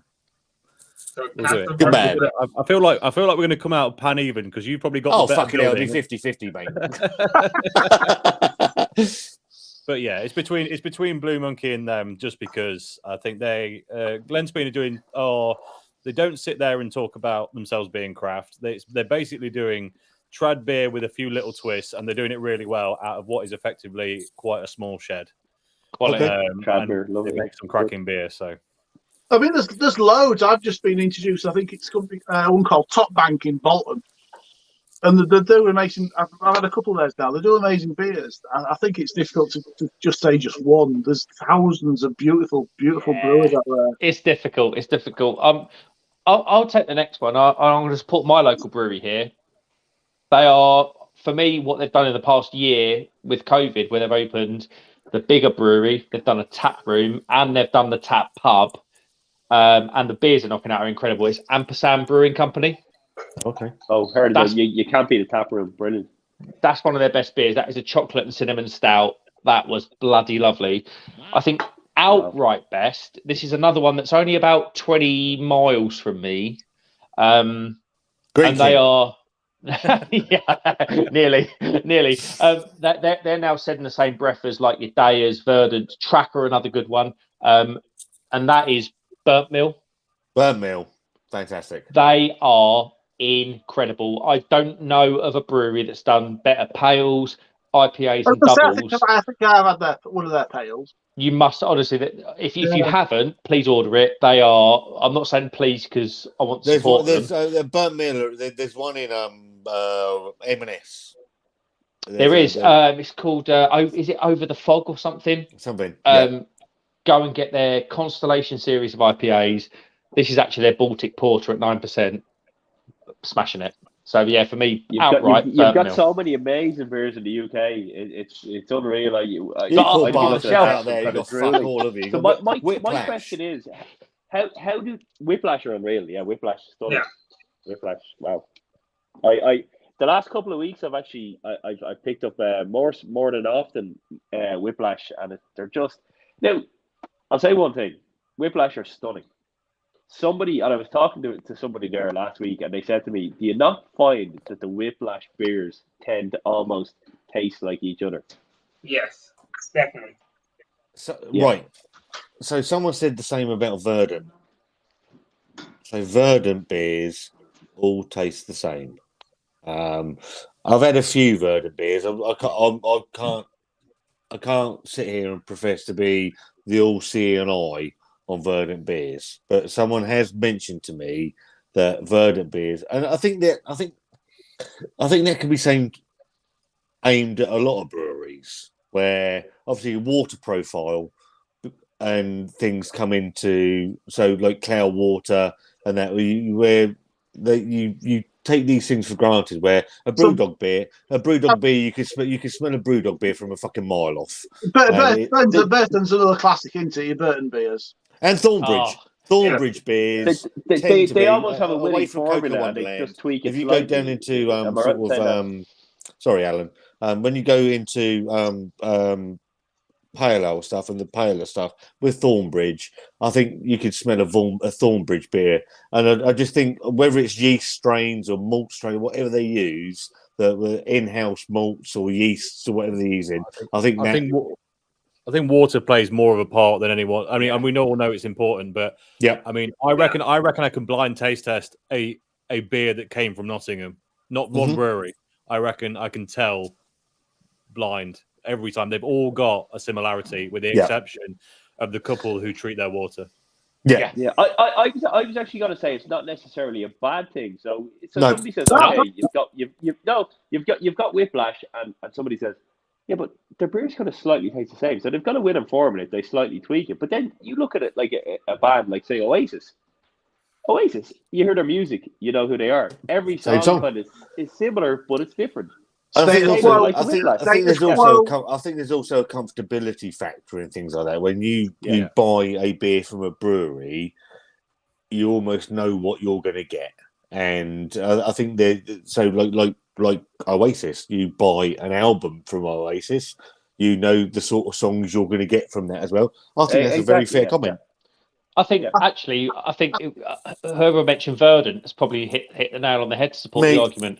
Verdant have been absolutely knocking it out of the park. And if you're going to look at if any craft brewers are looking at themselves to be like, who can I be like? You're looking at your Verdant, your Daya, your Tracks, and if they're doing it wrong, then they're all doing it wrong. Yeah, I'll be controversial. I'll be controversial and say if any breweries are looking for places to go to, I really wish you wouldn't copy them. Tom, I love you. I think there's also an appreciation thing. I know in my younger days, I would have said every beer tastes exactly the same because I wasn't. I mean, we all now check the aroma and we really start to understand the flavors in there. I think some people still don't. I know in my younger days, I never did. In my 20s, probably my 30s, I never really got it. Lagers, I'll hold my hand up. I think all lagers virtually taste the same. I'm starting to get an appreciation of lagers slowly but surely. I would completely agree. My appreciation of lager is still at a very early level. IPA, stout, anything like that, I'm pale ale, I'm good with. A lager and pilsner, I will not profess to be fucking. I don't profess to be a beer, anything anyway. But I know what you mean. I'm just the same as you, Andy. It's like they all taste the fucking same to me. I'm going to send you some recommendations. I'm starting to get recommendations from lagers from me. Just fuck off because they'd be all the same. Scott, can I recommend this Hofbrau original to you, mate? we can do. We just say they're a fucking lager. We'd be fine, but I've got some Polish ones that just taste like lager as well. If you want. What's that, Thomas? What do we think of the comment on the screen? I'm not going to read it out. I don't have the. I can't even see it. I don't fucking read it. Cloud ultimate, bro. Yeah. Soft water profile, Vermont yeast. These might look. Yeah, but then exactly. So cloud water. That is absolutely true. So when you got these beers in Tesco's that are professing to be cloud water, and they're not because they're brewed in Ellen. Yeah. Up with Brewdog, they're not cloud water beers. But the thing is, I mean, how hard must it be for a brewer to come up with that perfect malt and yeast combo? Forget the hops for a minute. Perfect malt and yeast combo. I'm not a brewer. Like backyard, Bramwell Backroom's probably going to say something. But I've got brewer friends, and it's like the dark art. Once you stumble on a perfect thing, I mean, that's why Burnt Mill, one of my favorite series of beers, was their Constellation series. And when you see a series of beers, you kind of know that are hopped differently. You kind of know they're using the same malt and yeast combo. Otherwise, it's not a series of beers, is it? And it's like when you hit that little sweet spot, it's like you can understand it because they're going to spend 2 years trying to find the next one. I'm really lucky where we live in Portsmouth. I've got me and Wanda. we've got 3 outstanding breweries in Portsmouth. Southsea Brewing Company. We've got Staggeringly Good, who are phenomenal. They seem to have gone a bit over to the sour beer. Well, I don't review sour beers. There's no point. I don't appreciate them. I don't like them. So you're just going to get someone saying, I don't fucking really like it. And we've got Fallen Acorn. And Fallen Acorn over in Gosport, an old traditional brewery that came out of the Oakleaf Brewery. They went bust and got taken over by Fallen Acorn. And they did. So they got the old traditional stuff, Wholehearted, Pompey Royal, all this other stuff, and a whole range of new craft stuff. Did I have a Sith beer from them? Sith. Huh? Revenge of the Sith? Revenge of the Sith, Sith-faced. Sith-faced is one of Wanda's favourite beers. Awesome. What a beer that sounds is. like a craft beer name if ever I've heard. So genuinely, Andy, this is absolutely true. If you look at the can on Sith-faced, I thought it said shit-faced. And I thought, that's so fucking... what an amazing name for a beer. And I actually put that on their Instagram thing. And their drayman, their delivery guy, is my oldest friend. And I sent him a message saying, how do I get hold of... There was another beer, an Imperial beer. How do I get hold of a can of this? He said, no, I'll bring one to you. I'm like, fucking brilliant. And I think I got the Imperial because it was the Revenge of the Sith face. Revenge of the Sith. I got that one. Yeah, but Fallen Acorn, very good. Fantastic brewery. Okay, I think we're going to move on to question 3 if we can. Highlight of the year on your channel. Sorry, Thomas, you went quiet. Highlight of the year. Can I go first? Because I'm going to go very shortly. Highlight of my year on this channel was the 12-hour live that me and Wanda did for Great Ormond Street. I don't think we will ever beat what we did. We raised. She'll ruin this for me. I think we raised about £6,000. It was fantastic. Everybody that we asked to come on came on. It was concise. It did it. It sorted it. We can't thank the people enough that were involved. Everybody that gave money, thank you ever so much. We'll never beat that. Brilliant. I love the auction for the jersey. I thought that was brilliant. People were killing each other for it. The beer? The jersey, the football jersey. It was brilliant. The fucking football jersey. Was it a Portsmouth? Huddersfield Town. Fucking Huddersfield Town. Who gives a shit? I know. That if you're going was to a brilliant live. Can I ask you the last question? Is the hope for your channel for next year? I don't have any. Right. Genuinely. I'm really lucky. No, I say no. Sorry, I'm going to start again. We're really lucky. We've built a channel that people seem to be okay with. I don't set targets. I didn't think 10 people would watch, let alone 2,000 some subscribers. I don't set any targets. I enjoy what I do with Wanda. I've made some really, really good friends, not just with channels, but with subscribers as well. I don't like subscribers. Subscribers sound so impersonal. Friends of the channel. Yeah. What's my target for next year? Don't die. Good target. It's a good one. It's a good one. Nice one, Scott. To be fair, Scott, on the targets for next year, you didn't mention March. So that's a personal target. So personal target. We can have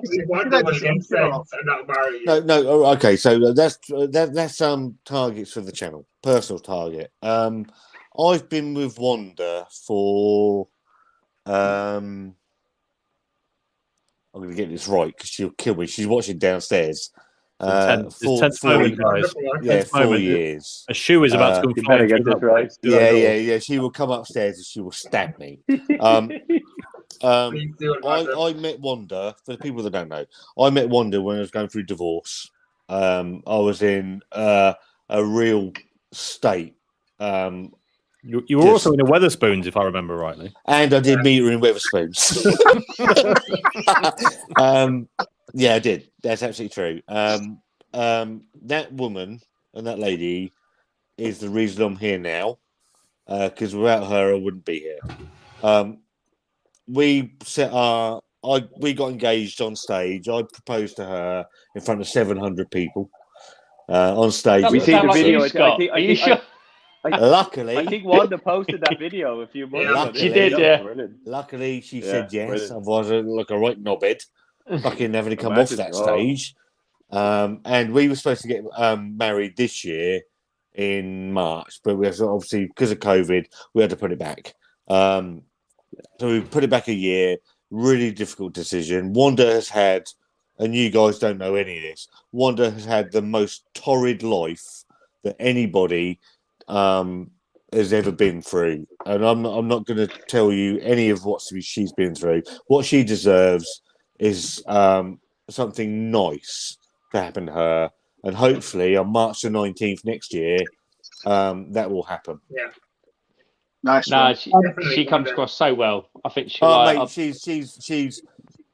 I moan like fuck about Wanda, as she probably moans about me, but she is the most generous, kindest, nicest person you will ever meet in your whole life. There's no ulterior motive for Wanda.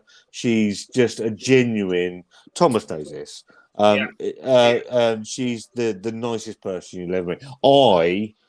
I'm fucking 16 and a half stone, right? And she is like a fucking supermodel.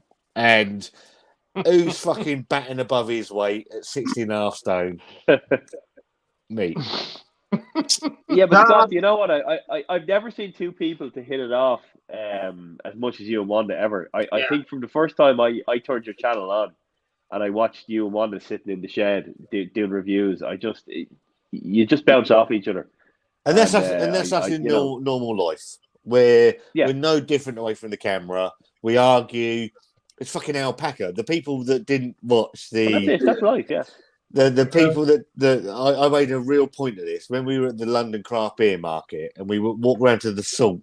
So I did a whole vlog of this thing, and it came up on alpaca, and I zoomed in on it and went because anybody that has not seen the video, we had an almighty fucking argument during that, and I had to stop.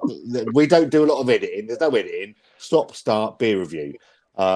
It's probably the one review where we actually really fell out because she thought there was alpaca in the beer. actual alpaca. Do you know what I loved? One of my favorite ones is when you first set the room up that you have now for your stream. 2 minutes, guys. Sorry. When you spilled beer on the ground and Wanda was just looking down at the ground and you were trying to clean it.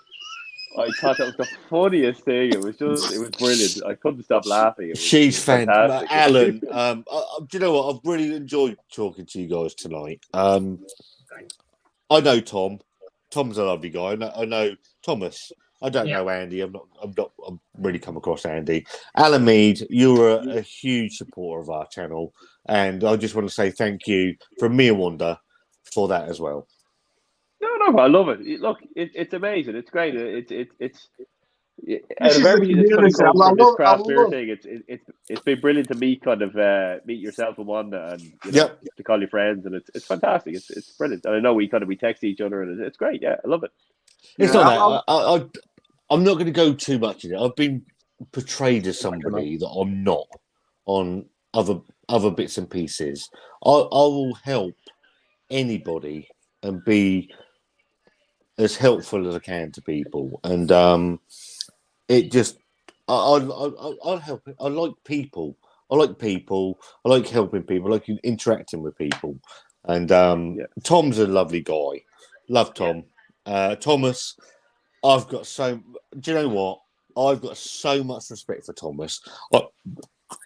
Pardon me. I remember watching some of Thomas's early videos and staring out the window thinking, what the fucking hell? I don't want to look at a fucking window. I want to see Window what, beer, yeah, I want to window see what beer fucking reviews, Thomas yeah. is doing. Beer reviews, take a look at the Yeah, window. the fucking window beer reviews. I'm like, what the fuck's this all about?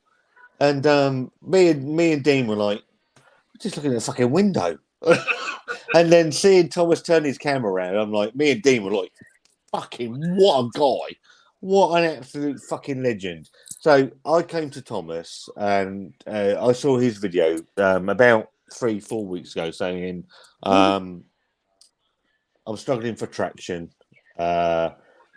Is it my avatar or my fucking my channel art, blah, blah, blah. And I just messaged him saying, I said to him, do you want new channel art? Do you want new channel art? I'll do an intro. Whatever you want me to do, mate, I'll do for you. He's like, I could do a new channel art. So I sent him 2.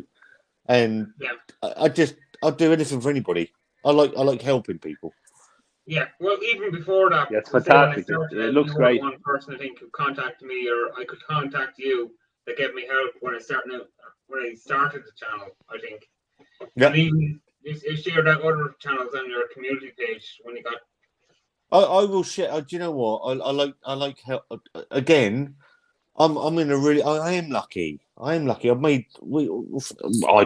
We've made fucking 2,400 whatever it's at. So I've got a little bit of voice. If I did the same with Mark, I shared his channel the other week. If I could, Andy, I know. Obviously, I met Andy tonight. I'll share his tomorrow. If I can help gain you 10, 15 subs, I'll do it. I don't care. It doesn't bother. It doesn't. No, look, it doesn't help. It doesn't hurt to give that little bit back. I thought YouTube. I've got to say, Scott, you're such Go a on. great guy. You are such a great guy. You're so genuine. Yeah. You're so open. You don't hold back. It's brilliant. And as I said, from the start, from my first start watching you guys, all the way through, even to now, with your beer calendar and Wanda reproducing beer calendar, fucking thing still standing. Advent calendar, which I think is fantastic. Structurally, I don't know how she brought it back from the death from last year, but nor does she. You guys are just brilliant. And I love the honesty, and I love just it almost feeds through your channel, and you can feel it. It's great to watch it. It's Thank you. We really appreciate that. Yeah. Appreciate it. When I started my channel, I started about 5 months ago, and ridiculously, I thought, because my missus said, "Why don't you record it then?" Because I'm on Untapped, and I thought there's not enough characters. There's not enough characters to say what I want to say. She said, "Why don't you record it and put it on YouTube?" Because I used to follow a rum guy, Steve the Beerman, and barman. I think he's brilliant. I said, "Yeah, I'll do that." There's nobody else will be doing this on beer. Nobody else will be doing beer reviews. And when I found other people doing beer reviews, shit, what they're going to be like? And you just start to watch a few, and the community is amazing. Because we all have different views, we all love different stuff, we all support each other, and it's just absolutely amazing. Don in Scotland, I love Don. I think he's brilliant. Yeah, Don is good too. Everybody's absolutely fantastic in this community and very, very supportive of each other. It's lovely to see. I agree. I started my channel just 2 weeks ago, maybe a little bit more, 2.5 weeks. And to be honest, it was like I just had a brand new daughter, and I drink a lot of beer anyway. I just absolutely love a beer. And it was like, fuck it. I was like, I followed.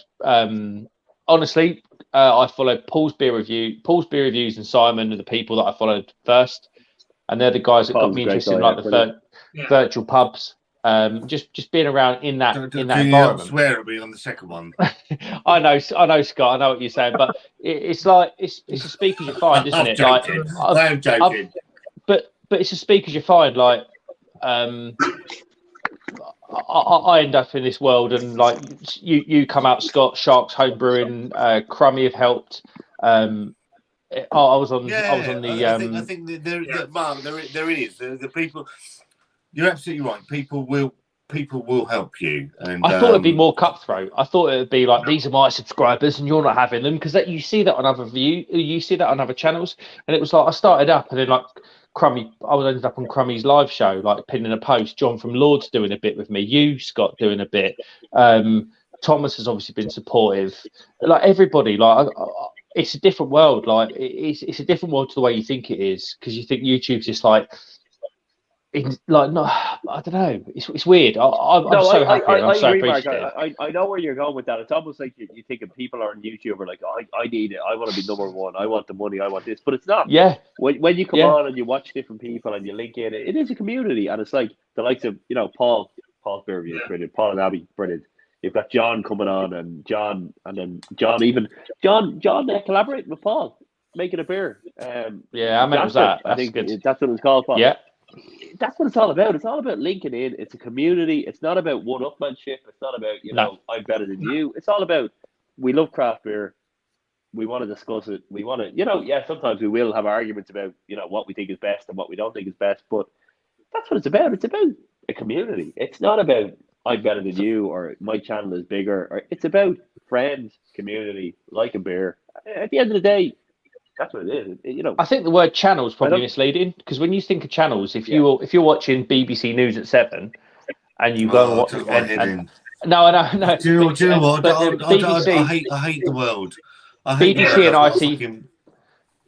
and ITV are like that, so you can't watch ITV News at 7 and BBC at the same time.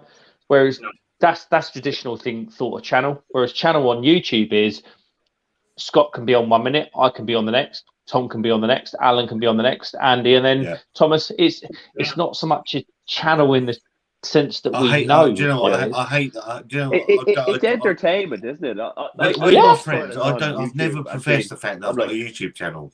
I haven't. It's like It's not a channel. I don't see it as a channel. It's my hobby. I don't see that I've got. I haven't got a channel. I haven't got fucking. What's the channel about? I love turning on, and I sat down after work or whatever, or even a break or during work, and I say, "Oh, hang on, Scott's going live," or Paul's Beerreview's gone live. John, look at his comment, by the way. Look at it. Cheers, Mark. Brilliant. But that's what it's about. It's about going, hang on, they're going live, jump on and let's have the crack. And let's, it's entertaining, and that's why we like it. It's if somebody wasn't entertaining, you're not going to watch it. But I think everybody, they've got something to say, and I think within the community and the group we have, I think it's it's worthwhile. It's good, honestly. You jump on. If you see a live, you're going to jump on and get involved.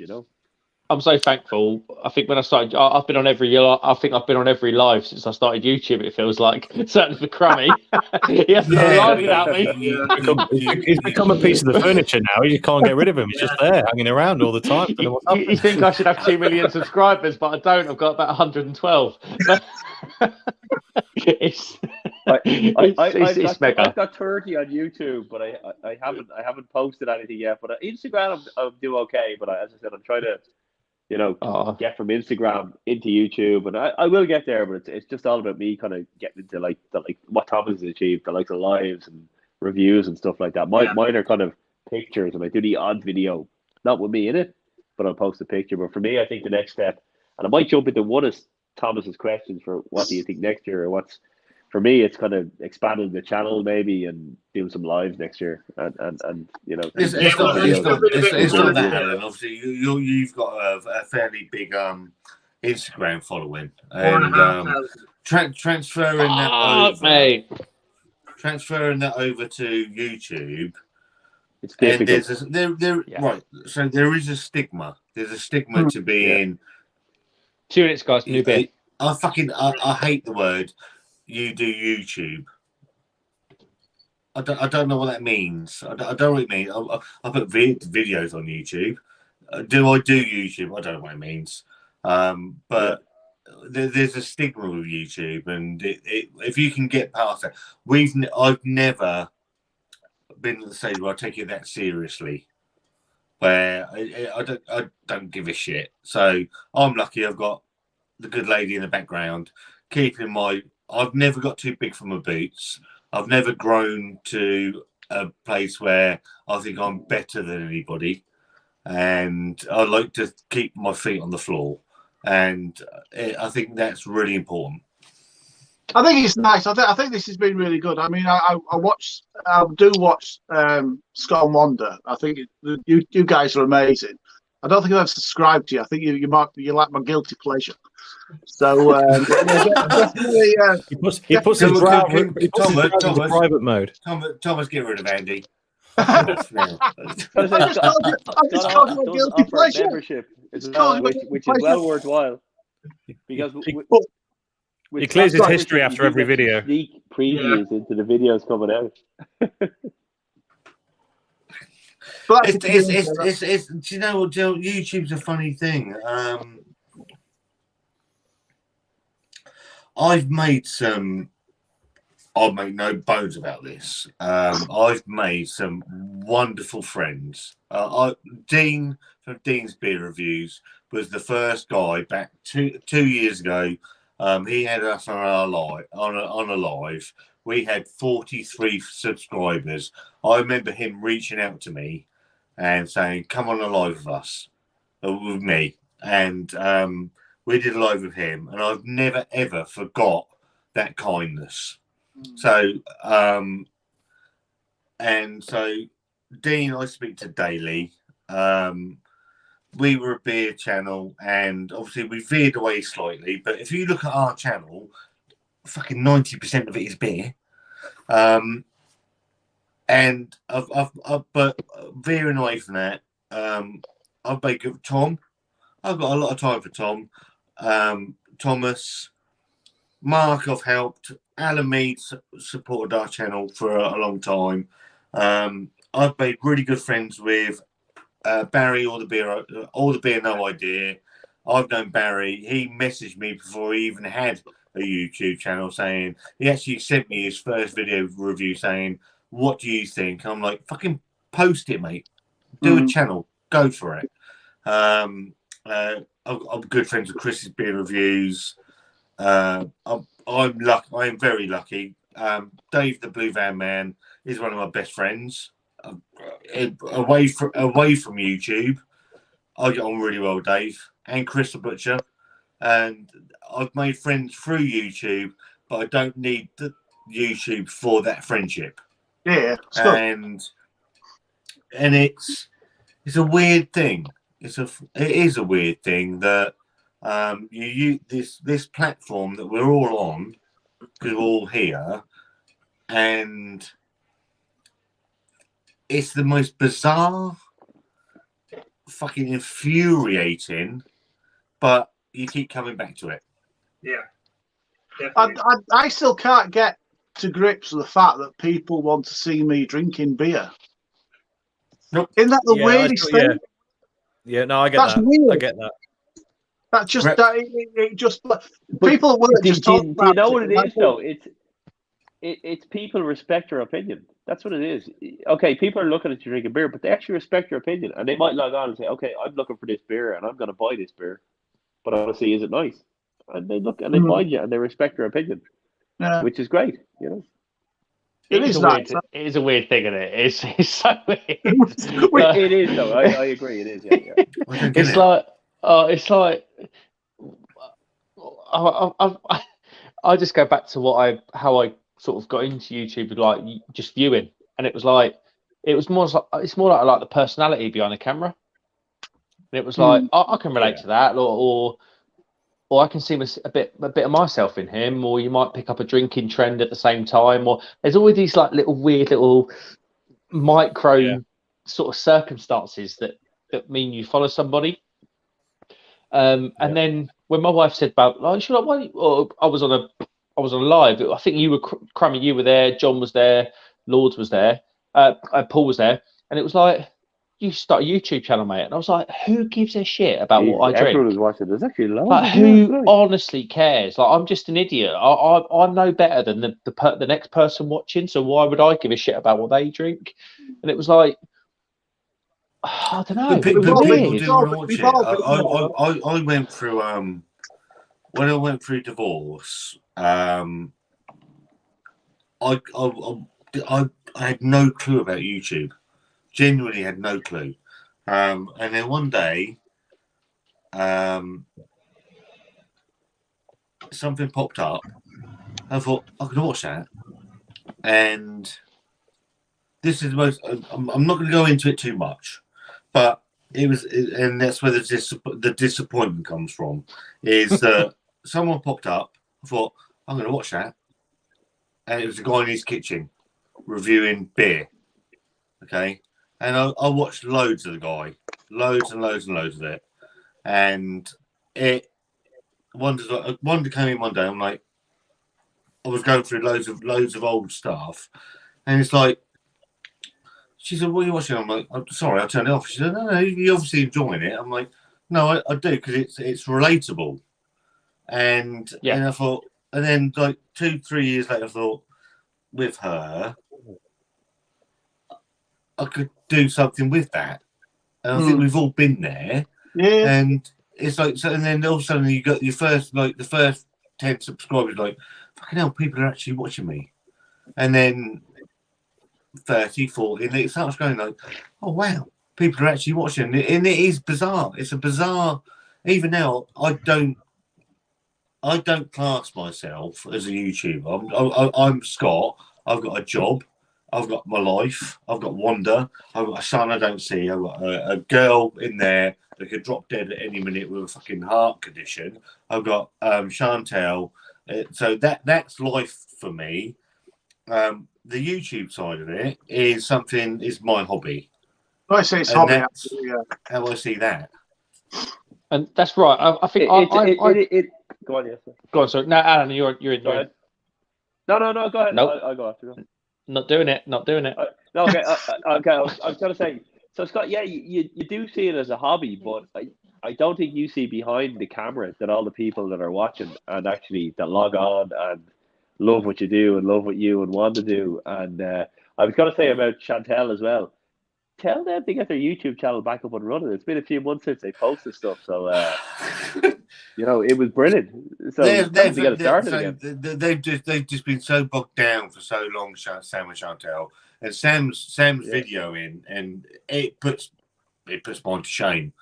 It's fantastic, and it's just been where they've moved out, so they moved into a flat of their own, and I think it's just a case of sometimes their ships in the night don't always see each other, and when they're spending the time together, they don't also spend it sort of doing recording or whatever they're doing. Yeah. And it's just tomorrow. So tomorrow, I said tomorrow. So Wanda did the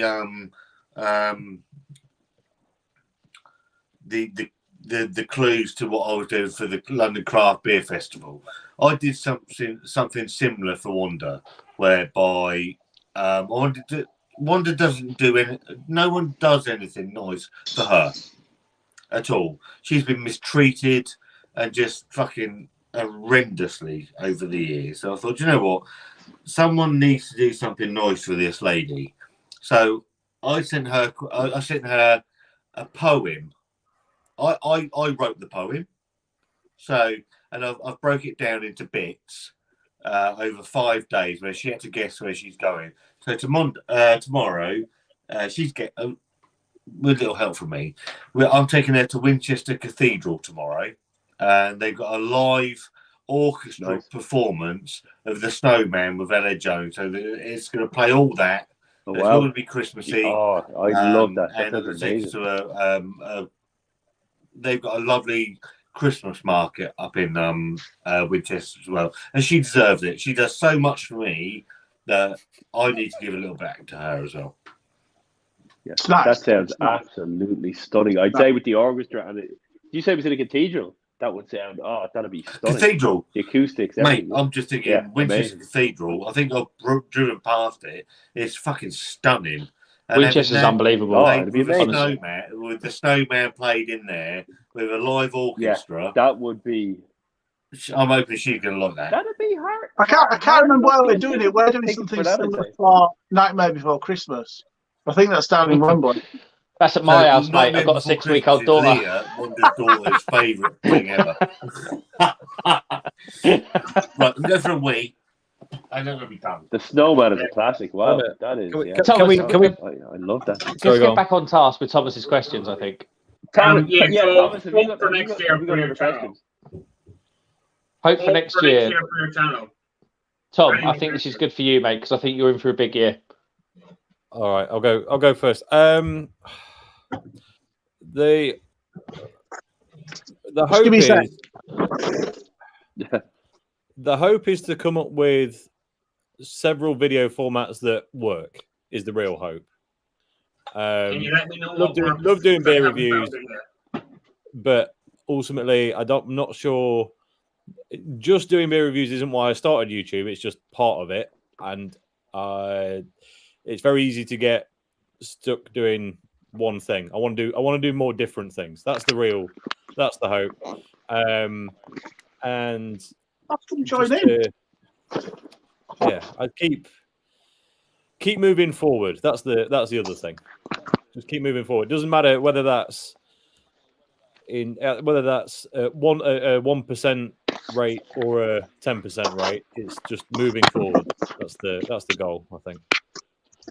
No, that's fair. I think personally, for Crummy, I don't know if someone could show me a beer YouTube channel that does it better than Crummy.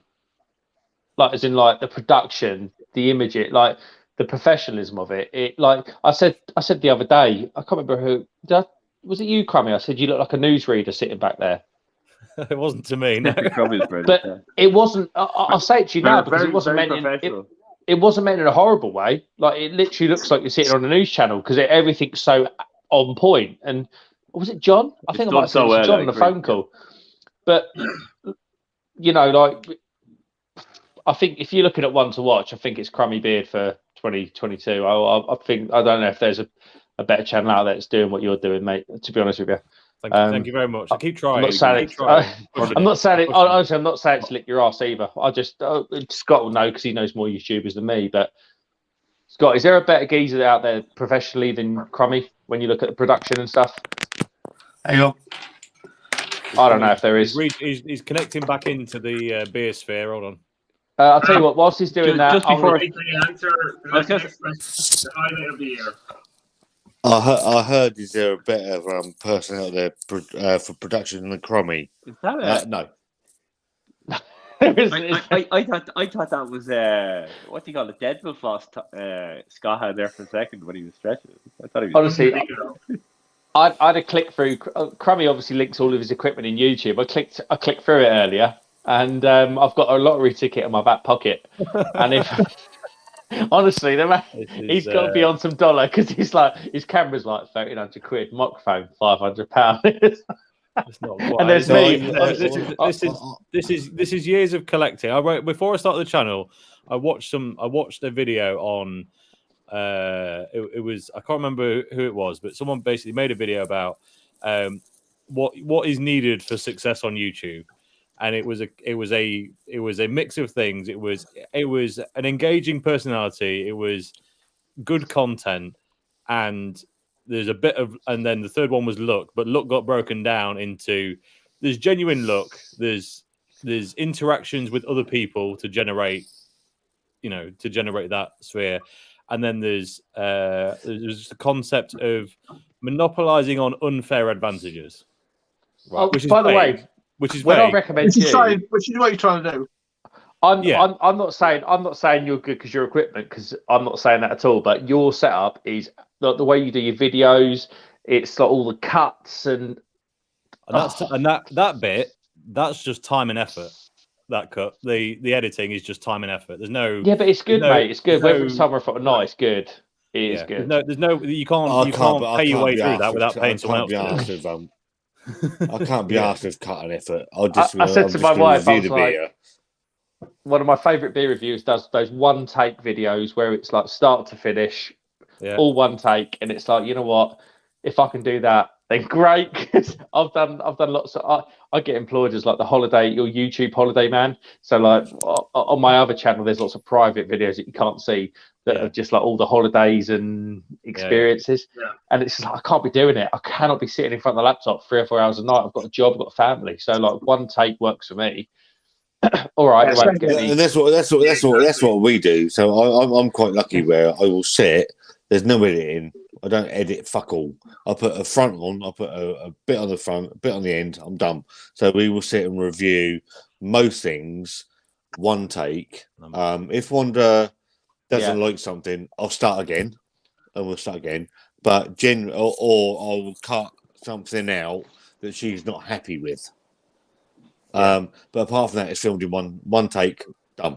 I'm jealous of people that can do one takes because the amount of hours I spend editing. Equally, I'll tell you what, I can't do it. I think I can't get John my from point Lords across smoothly in 8-10 minutes. I can't. Each of my raw videos is probably 14 to 18 minutes long, and all of my finished videos are 8 to 12 minutes. So you can see as a percentage of what's cut out, it's quite big. The amount of times I filmed a video, I don't take anything. I don't take anything out. So if it starts, I put one up of the fucking beer calendar yesterday. I was sat yawning for about fucking 30 seconds, and I thought, I ain't fucking taking it out. Can't be asked. So my cut-off is not the front, not the front on, not the end on. Don't care. Bottle or can opening. That's the start of where it has to go from, because I'm not going to like put a bottle cap back on. So like. A lot of times I go, hello, welcome to AndysBeerReviews. This is a beer from Northern Monk. Oh, it's North Brewing. Yep. Fucking hell, I'll go back behind the camera, do it again, and then it'll take 3 or 4 times. Generally, don't fucking bother. Honestly, people want to fuck ups.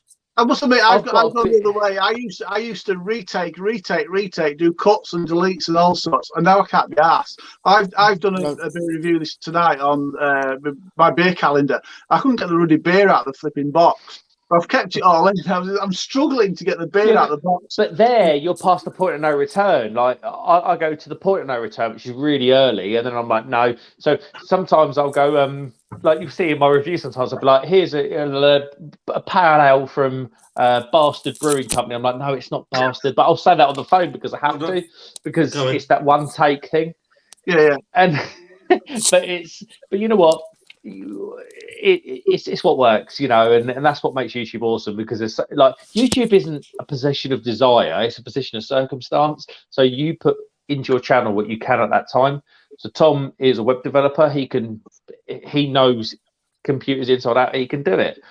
Equally, I and Scott, we're tradesmen, we have to do it the one take, because otherwise but that's not saying it's all circumstantial. It's weird, but equally, that's what makes each channel fantastic, because people know it's from circumstance. Tell people I'm an electrician, you know, and that's what's good about YouTube. And if you take it too seriously, and that's the thing, if you think you're up against anybody else or you're comparing yourself, you're gonna be dead in the water, because it's all about you. People log in for you. All right, boys.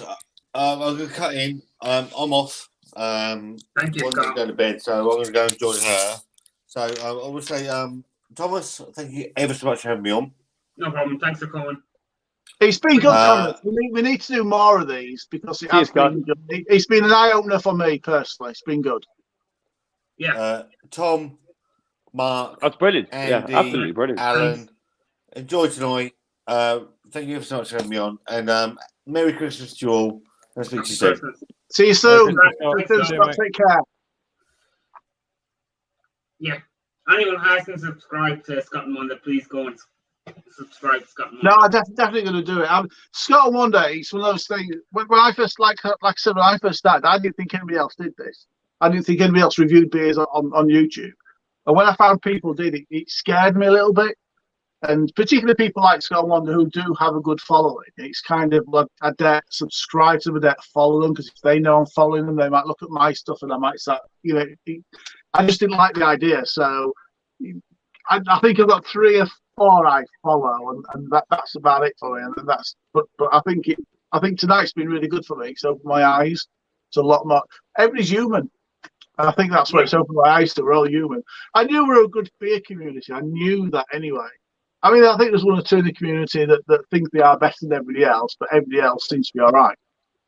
No, that's true. That's true in every. It is true. Sorry, go yeah. on. But no. I was going to say it is true, but it shouldn't be the case. As I said earlier, we're a community. You know, we look out for each other. Yeah. It's not about one-upmanship. And like, if you get to a level where you're looking to basically support your life and your family from YouTube, you know, you are going to look for that one-upmanship, but that's not where we are. Like, no. You know, we do. It is a hobby. Yeah. We like craft beer. You know, so some of us, it's a wrong. It's a hobby that's gone out of hand because we've got too many beers.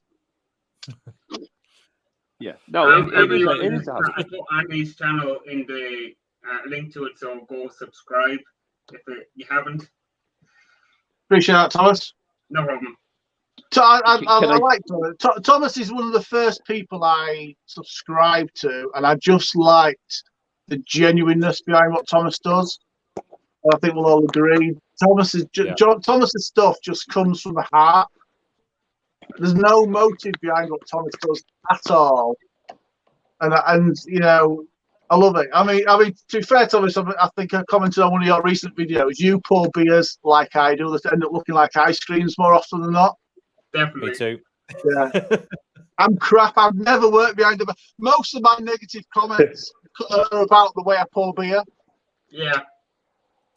Definitely. Yeah, that's what I do.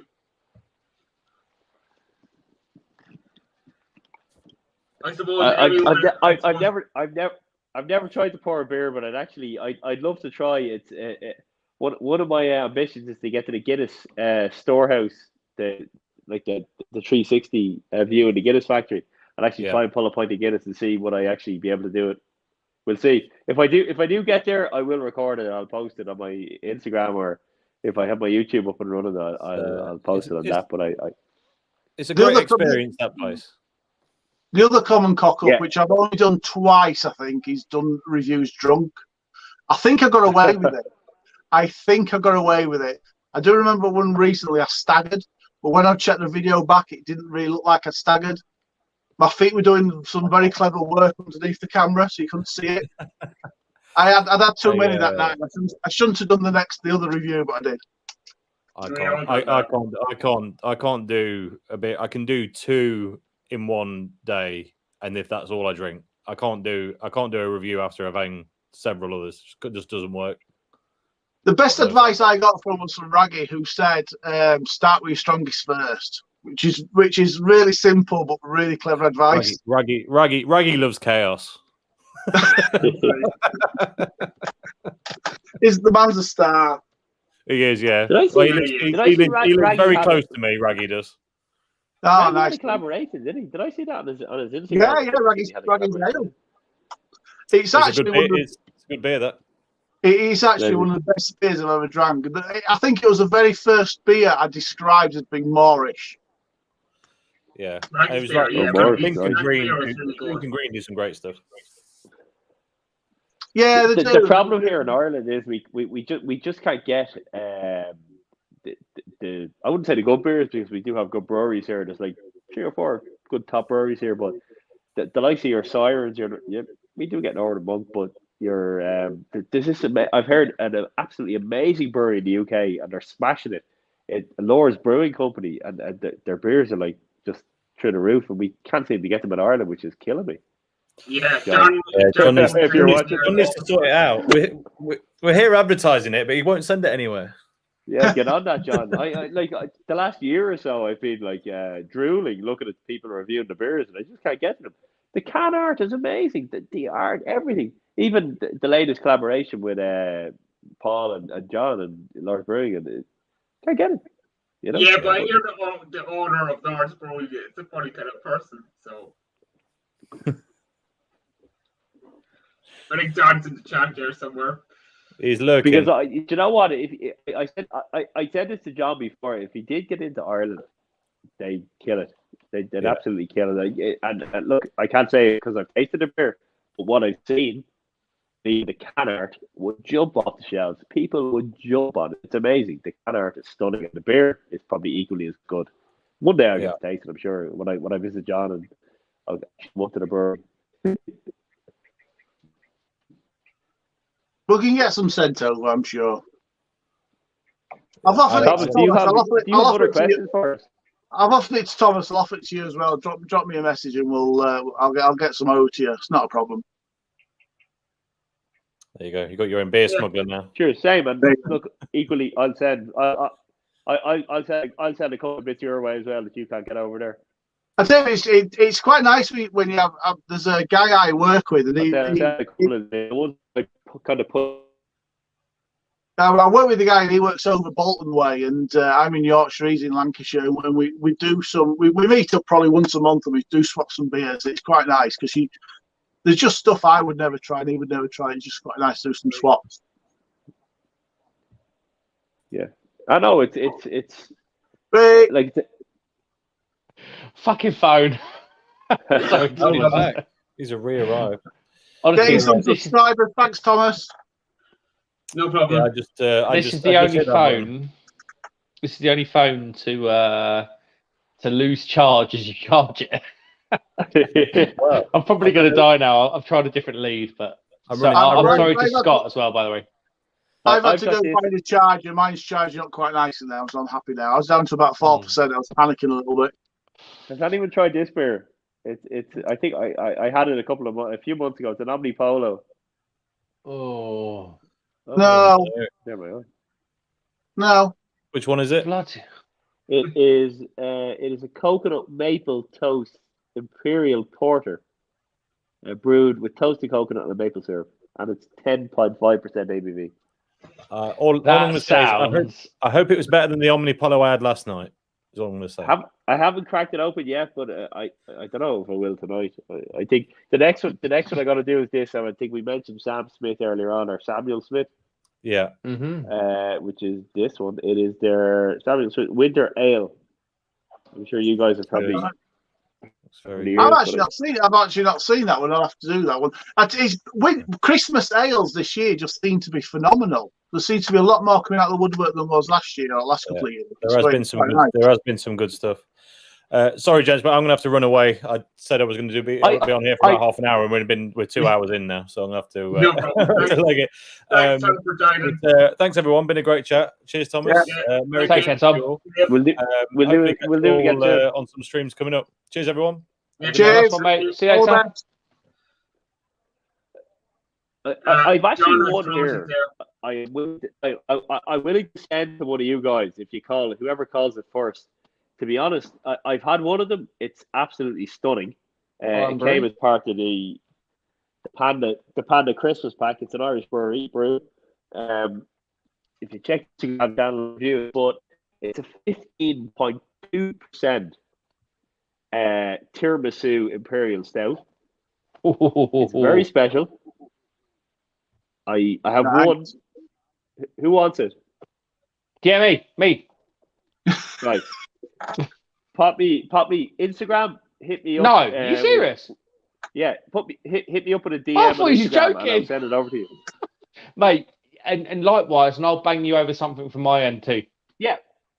No bother. It's as I said. It's Sorry, like chaps, it's I literally. thought he was joking. No, really. We Oh, don't man. joke in this room, to do it. No, don't write about bear share. Never joke. Thomas knows who they are. It's Brew Brew. They're Yeah. amazing. It's the Brew, one. they're brilliant. Can you send it? My top Can you brewer send of it the to year. Thomas, please? Can you send it No, to Thomas? You want it? You send it to you now. You asked No, for but it. if you haven't had it though, mate. This is your channel. Send it to Thomas, No, please. you should have it. You should have an Irish beer. No, I don't want it. I want you to have it. I'll make No, a second vote I for can give it Thomas. to Thomas. Yeah. I'll make a second vote for Thomas. Yeah. Okay, I'll send it to Thomas. Thomas is only Thomas. How far are you from me, Thomas? Thomas is about, I'd say, about an hour and a half drive from me. Yeah. Oh, there you go. You can pick it up tomorrow for you. Run it round there, mate. No, do you know what? Thomas? I'll pop this in the post. I'll pop a couple more in for you as well that I have some little Yeah, well, surprises. I'll pop a couple of you. A couple saved up there. This will be a surprise, but do you know what I'd say? Give yourself about an hour or two afterwards after you try, because it is 15.2%. So just and just take your time. But it's a special one. It's basically Brew Brewery have this kind of Panda. It's called a Panda series.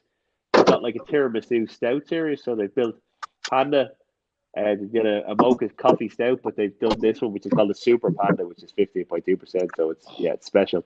It's kind of like an exclusive at the moment. You can't get it in the shops unless you buy the whole Panda Saga stout. Anyway. Yeah, I was looking at the package. 60 euros, a bit too much for me for their package. If you got me on your address, Thomas, and I'll pop it on to you. I have a couple of other bits I'll send on to you as well. Yeah, And you can I'll review send it. them back to you. Yeah, Give me so- your address as well. This isn't available in any shops either. This is my Christmas Imperial Stout as well. It probably comes out about 12%. I've not dared open it yet. I don't think it's matured properly, although it seems to be carbonating quite nicely. And it's the Yeah, I was size gonna of say, a Russian just don't shake artillery it, it'll shell as probably well, which always helps. Pints of that stuff. I'm looking forward to trying that Christmas Day. Alan, I put your link to your Instagram channel in the chat if anyone wants to go and subscribe. Thanks, Thomas. As I said, I will. I'm building the Instagram channel, but I will kick the YouTube channel off at some stage. It's just a case of me, like Definitely. between work and everything else going on. It's just, you know yourselves, guys. It's hard to kind of just, you know, get stuck in. And even with Instagram, I've said this week and for December, I'm actually going to consciously try and post something every day for December. But between work and life in general, it's hard. But yeah, It's hard. The YouTube channel, the YouTube channel is something like. It's hard. I started out. I kind of blocked out a weekend, and I did about 7, 8, 9 reviews over a weekend. And that gave me a week's reviews, and then the following weekend I did about the same. So every week I've got about 7, 8, 9 reviews ready to go, and you just keep topping them up all the time. It's just once you get that head of steam, I think it becomes easier. I to say, I have such a backlog of, like, as I said, at the moment I'm not doing videos, I'm kind of doing more photos. And I have such a backlog of probably 50, 60 photos of good beers. I just haven't had time to post. And like as I said, in December, I've made it my mission to post as much as I can to try and get through that backlog and post it and just, you know, get out there and let people know. I'm crap at the photos. I'm really crap at the photos. I'm definitely crap at photos, yeah. I put stuff on Instagram, and I think people like it I think it's just because the thing they should do. But can I be honest? I spend probably 40 minutes typing my reviews, and you know, they're good reviews. They're long. They get into the beer. People see it on Instagram. They pretty just hit like. They don't even look at the beer. Now the beer companies will look at it and kind of come back to you and say, "Thank you very much. You can get there." And you have maybe 1 or 2 people that will say, "That was a great review. You know, read into it, looks great." But I was kind of speaking to my wife, and I said to her, I said, I'm spending this amount of time posting reviews, putting a picture up and typing. I said, if I just put a picture up, I'd probably just get as many likes. And she said to me, yeah, but hang on. She said, what you do is different. You actually take the time to actually, you know, write the review. Alan, and she said, I'll tell you what this is. This is the craft or commercial argument again. Yeah. The craft, honestly, it's the same thing. It's the same thing. Yeah. Craft is the photo. No, it's that whole thing. It's the writing of it into the photo and the whole package. Yeah, craft is photo and package. Commercial is photo, and it's the same thing. It happens. Honestly, people don't realize how much happens throughout life, and YouTube and Instagram is like every bit of that. I mean, how many, like, I throw a local gin company to here. They post some amazing stuff, but the content off the back of it's rubbish, so they just don't see it. So it's like it's weird, but it is that craft versus commercial element again. Yeah, for me, it is good. Yeah, I basically just take stuff I've done on Untapped and just reproduce it on Instagram, and I don't know. I do need to spend more time doing it because I know it's a completely different audience, a completely different market. I think I'd like to spend a little bit more time just understanding that a little bit more. Look at that beer, though. Oh. Okay, I think have you answered the final question? What is your highlight of this year on your channel? My highlight of this year for me is the community supported me when I started my channel. Okay. Just the way they come out, the shares, the effort, dropping into streams under my personal YouTube channel, not my YouTube channel. And people are picking up. People are like, oh, make like the 2 and 2 make 4, and then just support, because I thought it'd be really, really difficult, and it has been difficult, but the support has been incredible. So that's my highlight. Just the support has been amazing. Yeah, I think I agree. I mean, my channel only started this year as well, and the support is brilliant. I like I say, I was worried when I realised other people did beer reviews. And I just thought people would just hate you for doing other beer reviews, but the community is absolutely amazing. Yeah, it's well good, and I think that the point Mark kicked on there was 2 words: support community, and that's what it is. And I'll be honest, anyone else outside of that, probably not worth it. No, you know, the fact we're on tonight, I've been saying to the wife, I said, look. look at the other 5 people I'm on with tonight. This is brilliant. This is actually fantastic on a Friday night, you know. And that's what it is. It's community and support. And it's not about, as I touched on earlier, one-upmanship or I'm better than you. Or it's about, I tasted this beer, you tasted that beer, you tasted that beer. Let's all put in and let's do a review.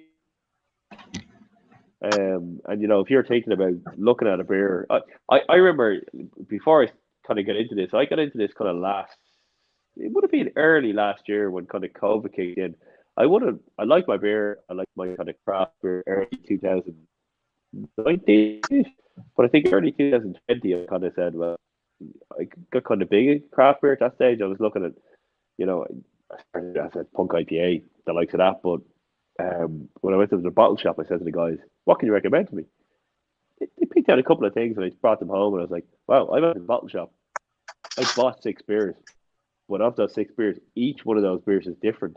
Where before I would have went to the beer shop or the bottle shop and I would have bought 6 of the same beers. I brought them home and drank 6 of the same beers. I went, yeah, grand. And when I brought them home, I was like, oh, that beer's nice. Oh, this one is lovely. That, not so much, but this one is great.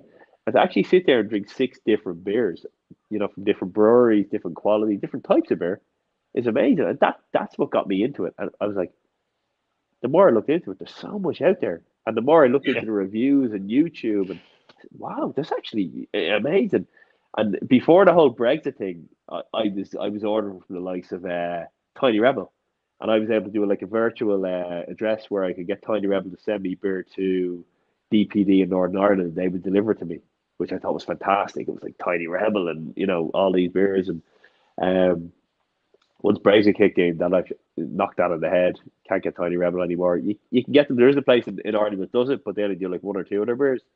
But it was fantastic. I didn't realize how much was out there.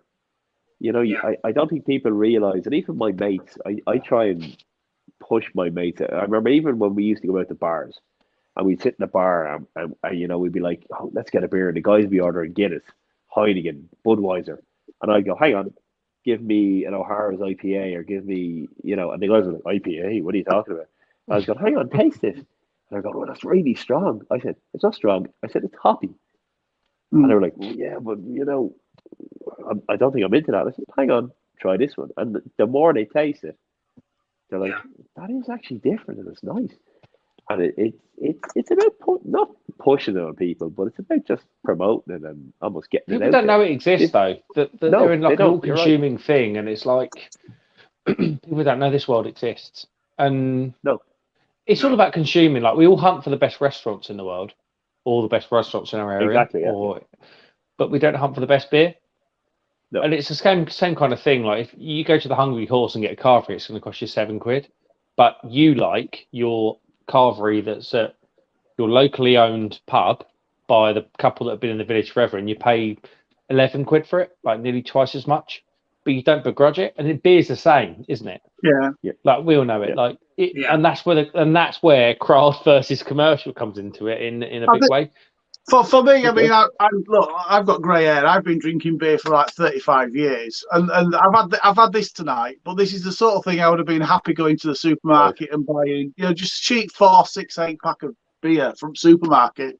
And for 30 odd years, that's done me. Last Christmas, my missus bought me a craft beer advent calendar, beer 52 advent calendar, and I've never looked back since. Never looked back since. That for me, it's the way forward in December. My journey. No, nice one, Andy.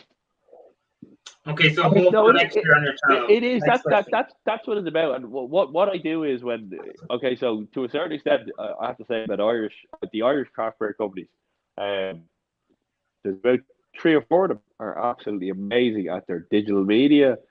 They're just they're linking in with you, and they're, you know, and they'll send you stuff out. And they'll say, here, try this. And, you post something that say, you've been brilliant to us.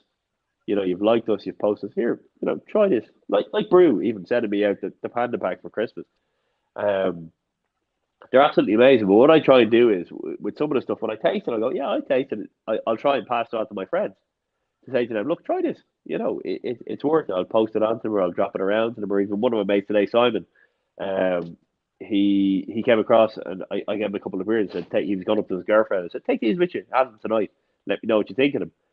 It's just all about kind of getting it out there, and as you said, people don't realize that they have these kind of their Heinekens, their Guinness, they're certain.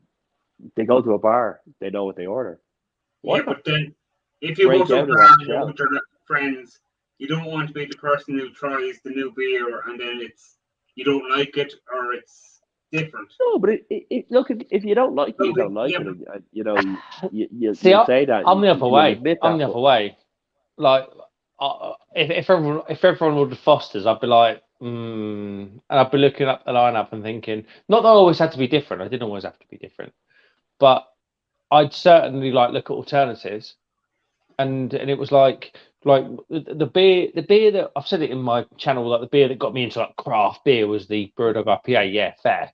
It probably was in terms of mass, but the beer that really turned my head was we talked earlier about breweries having craft divisions. There was a conversation like that, and then so the biggest example I can give is where I was born and raised in Kent. So the local brewery to me was Shepherd Neame. But they have a craft division called the Faversham Steam Brewery. Obviously, Shepherd Neame's in Faversham. A few more are doing that now, aren't there? Yeah. But it's clever. It is absolutely clever because it's people like me can go into a pub. And I thank Shepherd Neame. I've got a lot of respect for Shepherd Neame for doing this. So I can go into a pub and be like, Faversham Steam Brewery, I think a bit alternative to everybody. What's that? It's it's a blonde lager.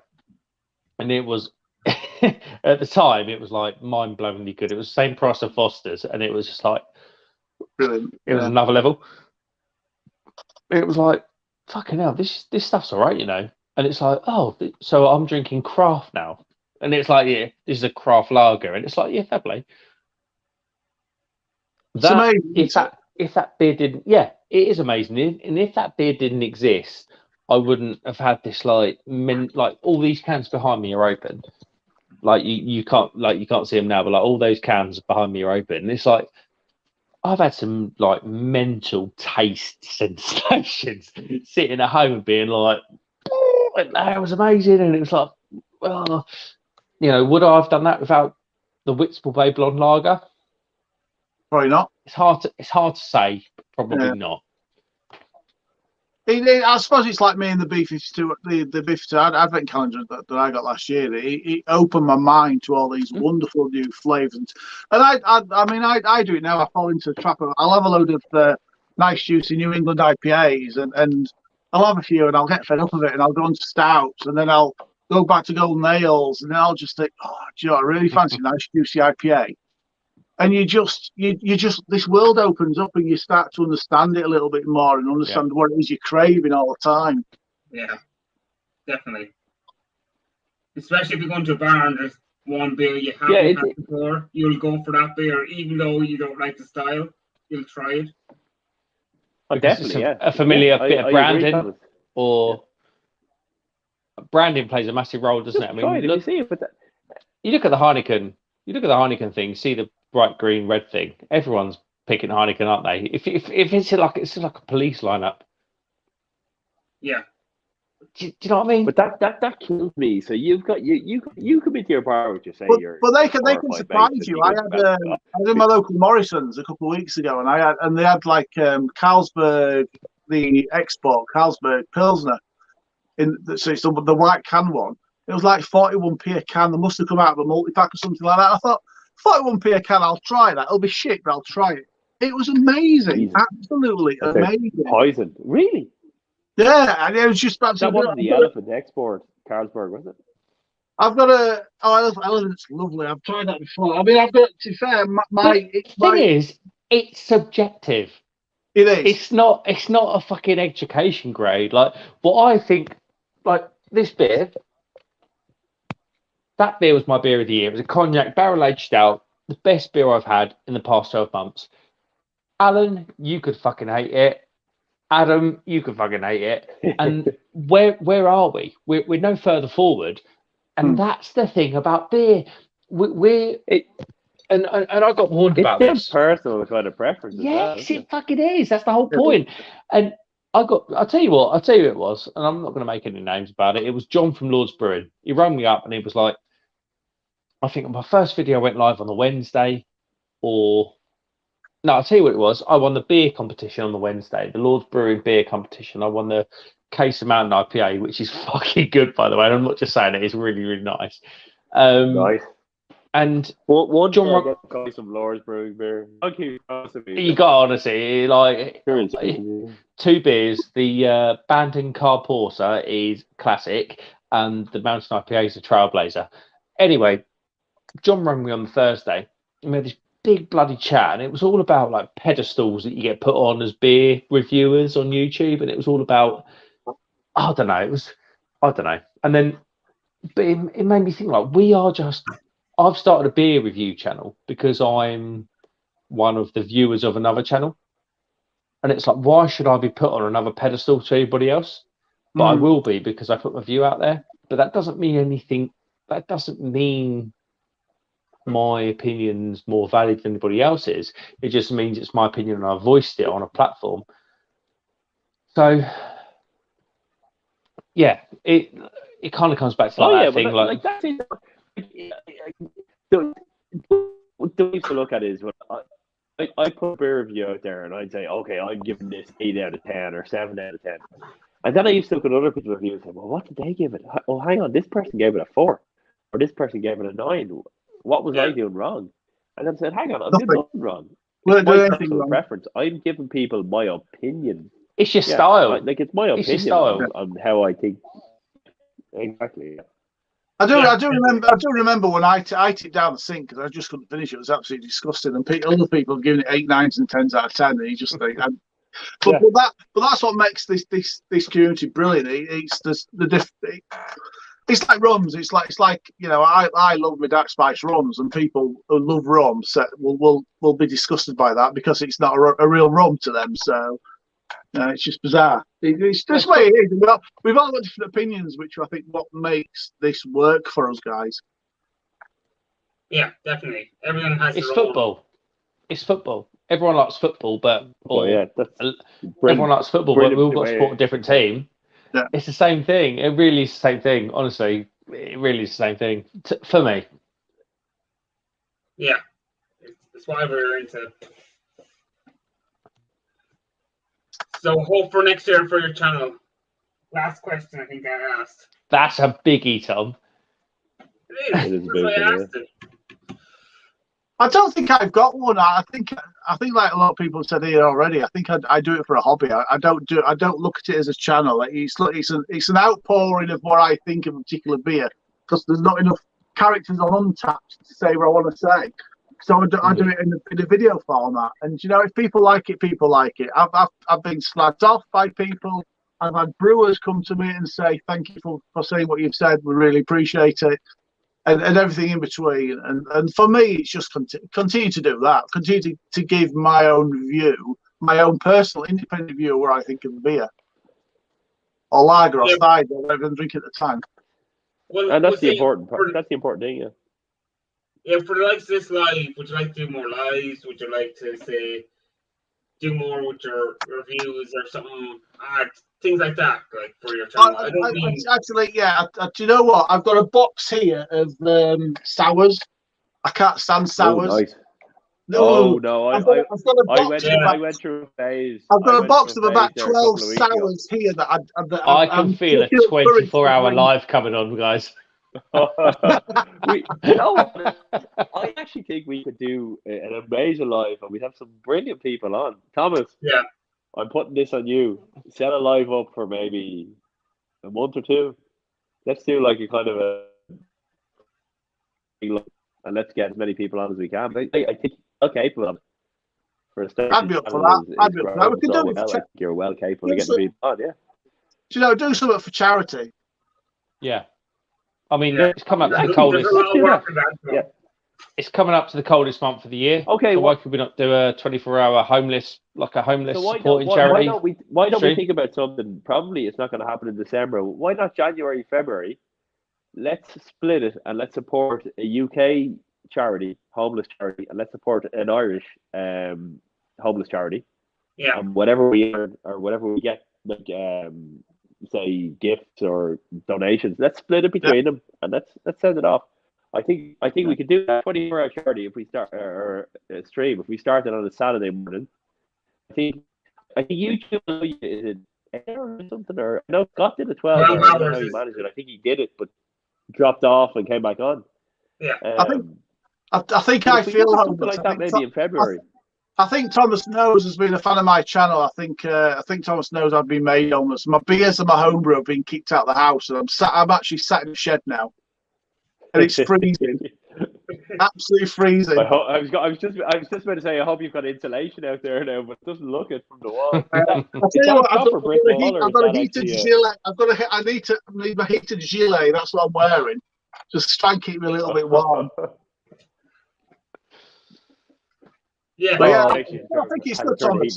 But Thomas, I think Thomas, that would be worthwhile. So I think Thomas, if we do something, if the guys pick a UK charity, and I think if we pick either, there's a place called I think Simon in Ireland.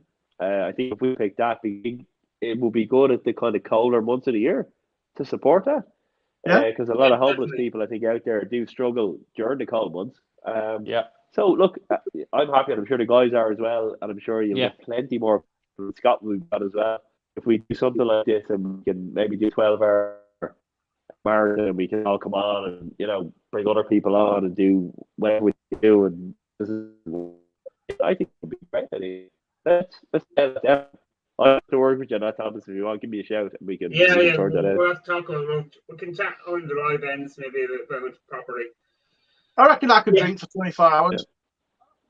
Okay, easily. I think I can. I'm doing it for charity, obviously.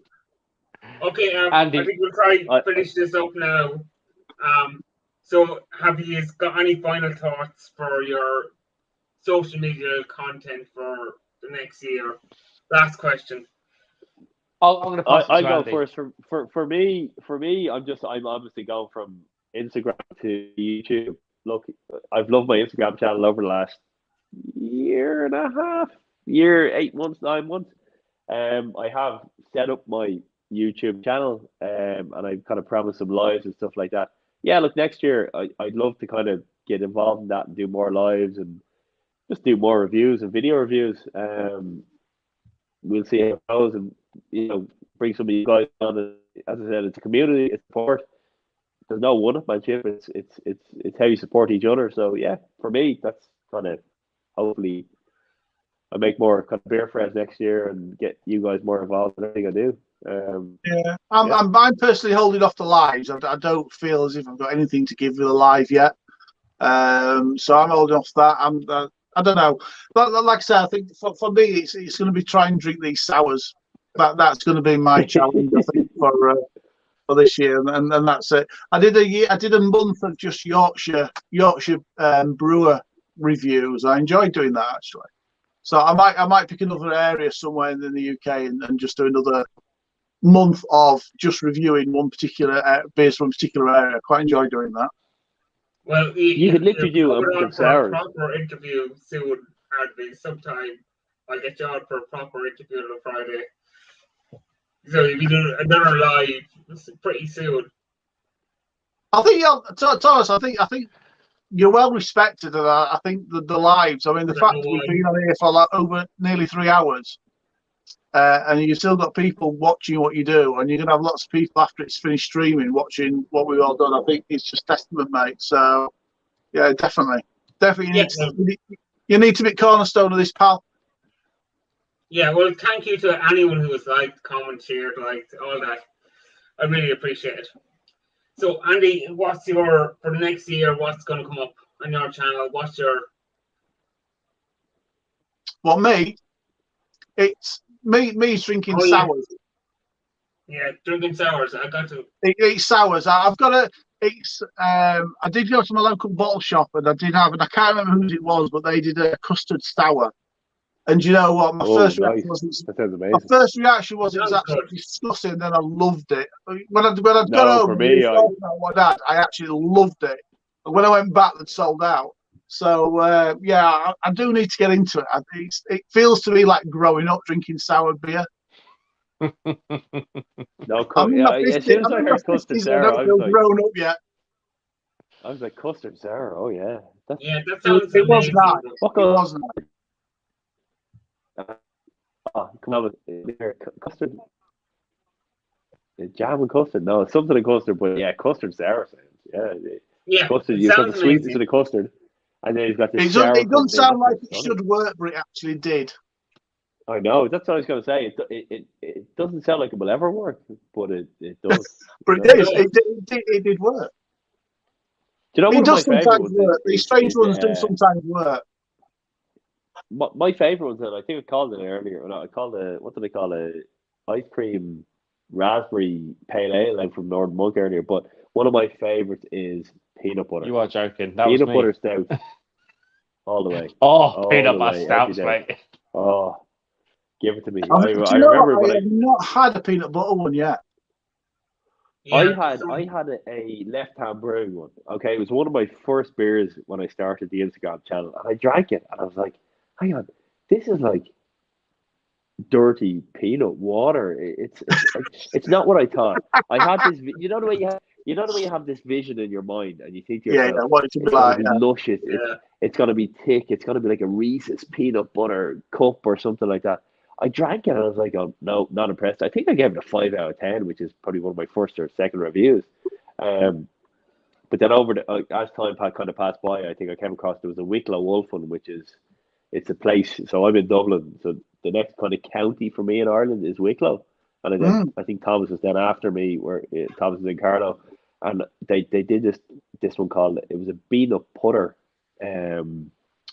stout. And it was a collaboration with one of the other breweries in Ireland. And it was absolutely stunning. It was luscious, peanut butter, milky, soft, smooth. It was like, this is what I want. This is what I wanted. When I heard peanut butter in a stout, this is what I was looking for. You know, you have this vision in your mind. It's always like, this is what I want. And when you taste it, it's like, this is not what I wanted. It's that or sometimes. this is what I wanted. Sometimes it's that. Who's the one that does the bubblegum one? Boss Brewing. Sounds nice. Boss Brewing. And do you know what? The aroma is just like the bubblies when I was a kid, but the taste, it tasted like hairspray. It was awful. What a damaging beer. What a damaging beer. The aroma that's where they add these fake. Was absolutely spot on. But it's like the other way around as well. You can get the aroma of or not really get the aroma of a beer at all. There's nothing in there really. You might get a bit of malty or a bit of floral, something like that. But you drink it and it is the most amazing beer. I mean, I've had one from a Bolton brewery recently called Flat Cap, and it was Top Bank, I think, brewery in Bolton. And there was nothing on the aroma, but the taste was amazing.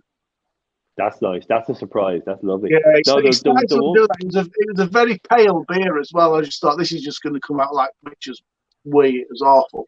The one with the kind of fake aromas is almost like the adjuncts and the you've got these additives, the flavors, the additives, and you smell it, and it's almost like, hang on, this is amazing. This smells sweet. This smells, oh wow. And you taste it, and you go, hang on, where's the flavor gone?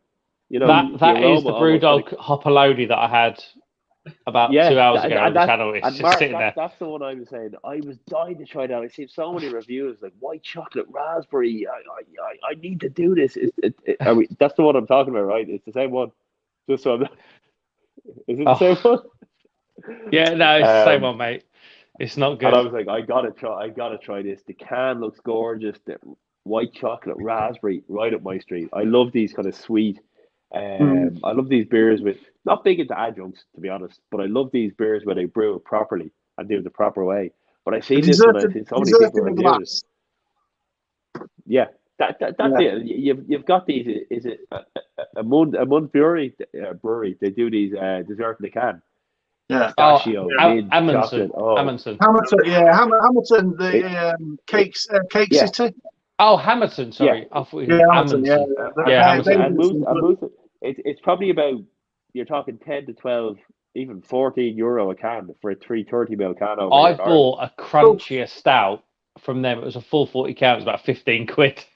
I was like, I know, but you know what? No, but sometimes you do it. I went down to the local bottle shop there a few weeks ago, and I was just picking up a few, normal bits, and I seen these I was kind of feeling like a smoothie or something, a beer, these smoothie ales. And I picked this one up from Wild Minds. They're from Wisconsin, I think. It was reduced from 9 or 10 euro, which is probably about £9 or £8, down to €6. And I think it was the end, as you said earlier, Mark, these beers, the date coming to the end. It was coming to the end, I think, in January. I said, why not? oh, that's good. I'll give it a go. Yeah. It was like a blueberry plum smoothie. Oh my God. I put it up on the channel there. It's stunning. Absolutely luscious. It was only 4.5% ABV, but it was absolutely stunning. Luscious, gorgeous, thick like a smoothie. And it was just, there was one other one I had from, I think it was Omnipolo. It was a leche mud cake, something or other. I haven't posted it yet. It was €18 over here in one of our craft beer. 18 euros. Craftcentral.ie. They're based in Dublin. They're actually a shop. They're a shop based. Yeah, they're a shop based in Dublin. And they were brilliant during COVID-19. They were great at sending beer out, next day delivery or whatever. It was actually a shop I used to pass by when I used to go out in Dublin City on a night out. I used to pass by it, never knew they were a craft beer shop. But only when I seen it online, I was like, that's them. Oh, wow. But it was €18, and I said to myself, it was reduced down to 9. And I said, you know what? I'm going to get it. I'm going to try it. And I poured it into the glass. It was the opposite colour of mud. It was like a kind of an ambery, dirty, browny colour. Oh, my God. The taste was unbelievable. Smooth, sweet. Oh, just it hit all the marks. It was about, I think it was about 6%, 6.5%. Would I pay €18 for it? Not a hope in hell. I think that's absolutely exploiting people beyond belief. And I think in Ireland we're struggling. Is the northern countries through the UK and then into Ireland, where the VAT is just we're being totally exploited. And the price is €18 for a four. I think it was like a 473 ml can. Too much. Absolutely madness. €18 for one beer. And my mates were joking about it, saying one of my mates got a Craft Central voucher for his birthday. He said, I got €100. He says, I can buy at least maybe 4 of those beers for €100. It's he might be watching Simon. He might be watching tonight. He's with his missus up in Northern Ireland. But yeah. Like when you think about it, 4 or 5 beers for €100, that's just awesome. That's the price. It's too much. You go into a bottle shop, you go into a bottle shop or you go into somewhere like that, like you don't see 40, €50 very easily. Oh yeah. Oh, like Thomas, totally agree. You would easily drop 30, 40, €50. You get there, you get 5, 6, 7 beers, and you get there it's like €35, €40. And the same you got probably 20, 30 pounds, 34 pounds. It's easily done. You look a kid in the candy store, you stand back on it going, this one is new, something is new. Oh, I have to try this one. And it's hard to kind of resist. Yeah. The thing is, if you are buying from bottle shops, you are paying for quality more often than not, though. You are, and what you're paying for is 100%. that local curator's family to have a mortgage over their head and stuff like that. The local curator really cares about bringing beer to your, almost like your soul, because beer is in that category now of going into your soul. And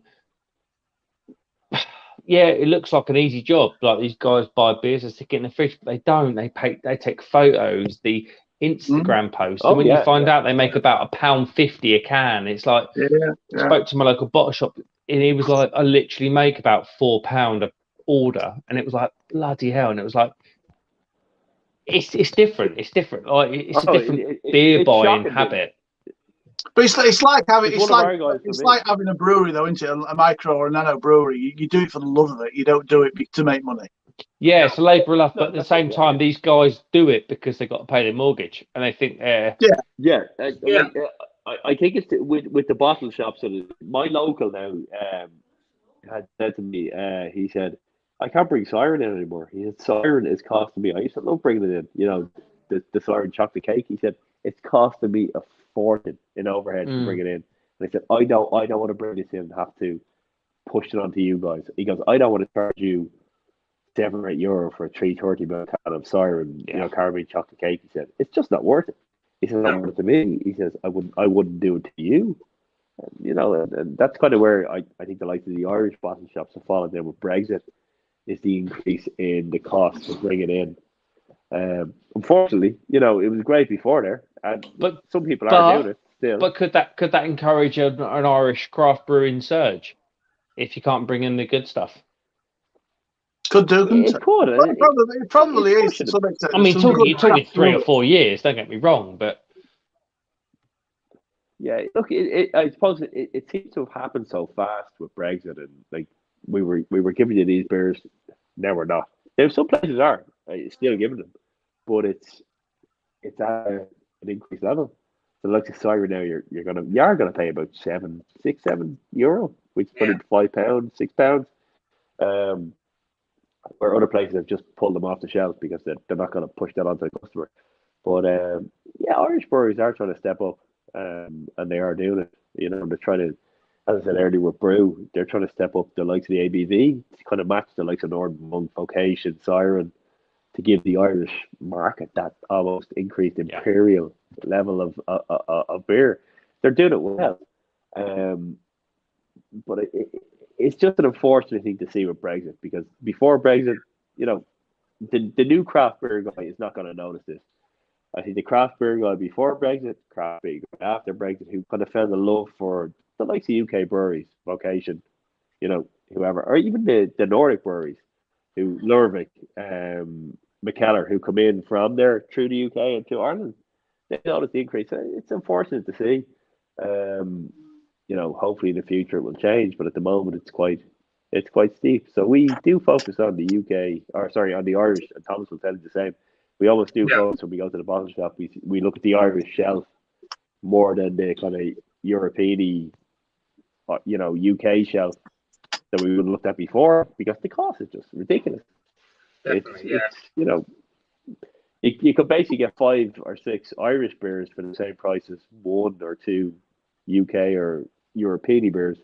If they're there. So if they decide to bring them in. But look, it's unfortunate to see, but hopefully things will change. As I said, even when I send beer across to some of my buddies, I've got to kind of wrap it in happy birthday paper and even say it's washing up liquid or something like that rather than beer, to try and get it through customs. It's like smuggling drugs, isn't it? It's worse than that. It is. You know what? It's probably easier to smuggle the latter than it is the beer. It's crazy, isn't it? Absolutely crazy. I think we'll end it there now, because we've gone for 3 hours. I don't know. Mate, we've smashed it. That was good, Thomas.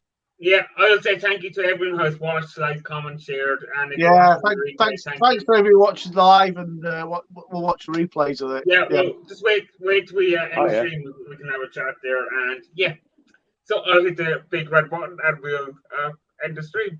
Thank you, everyone. Thanks, Thomas. Appreciate it.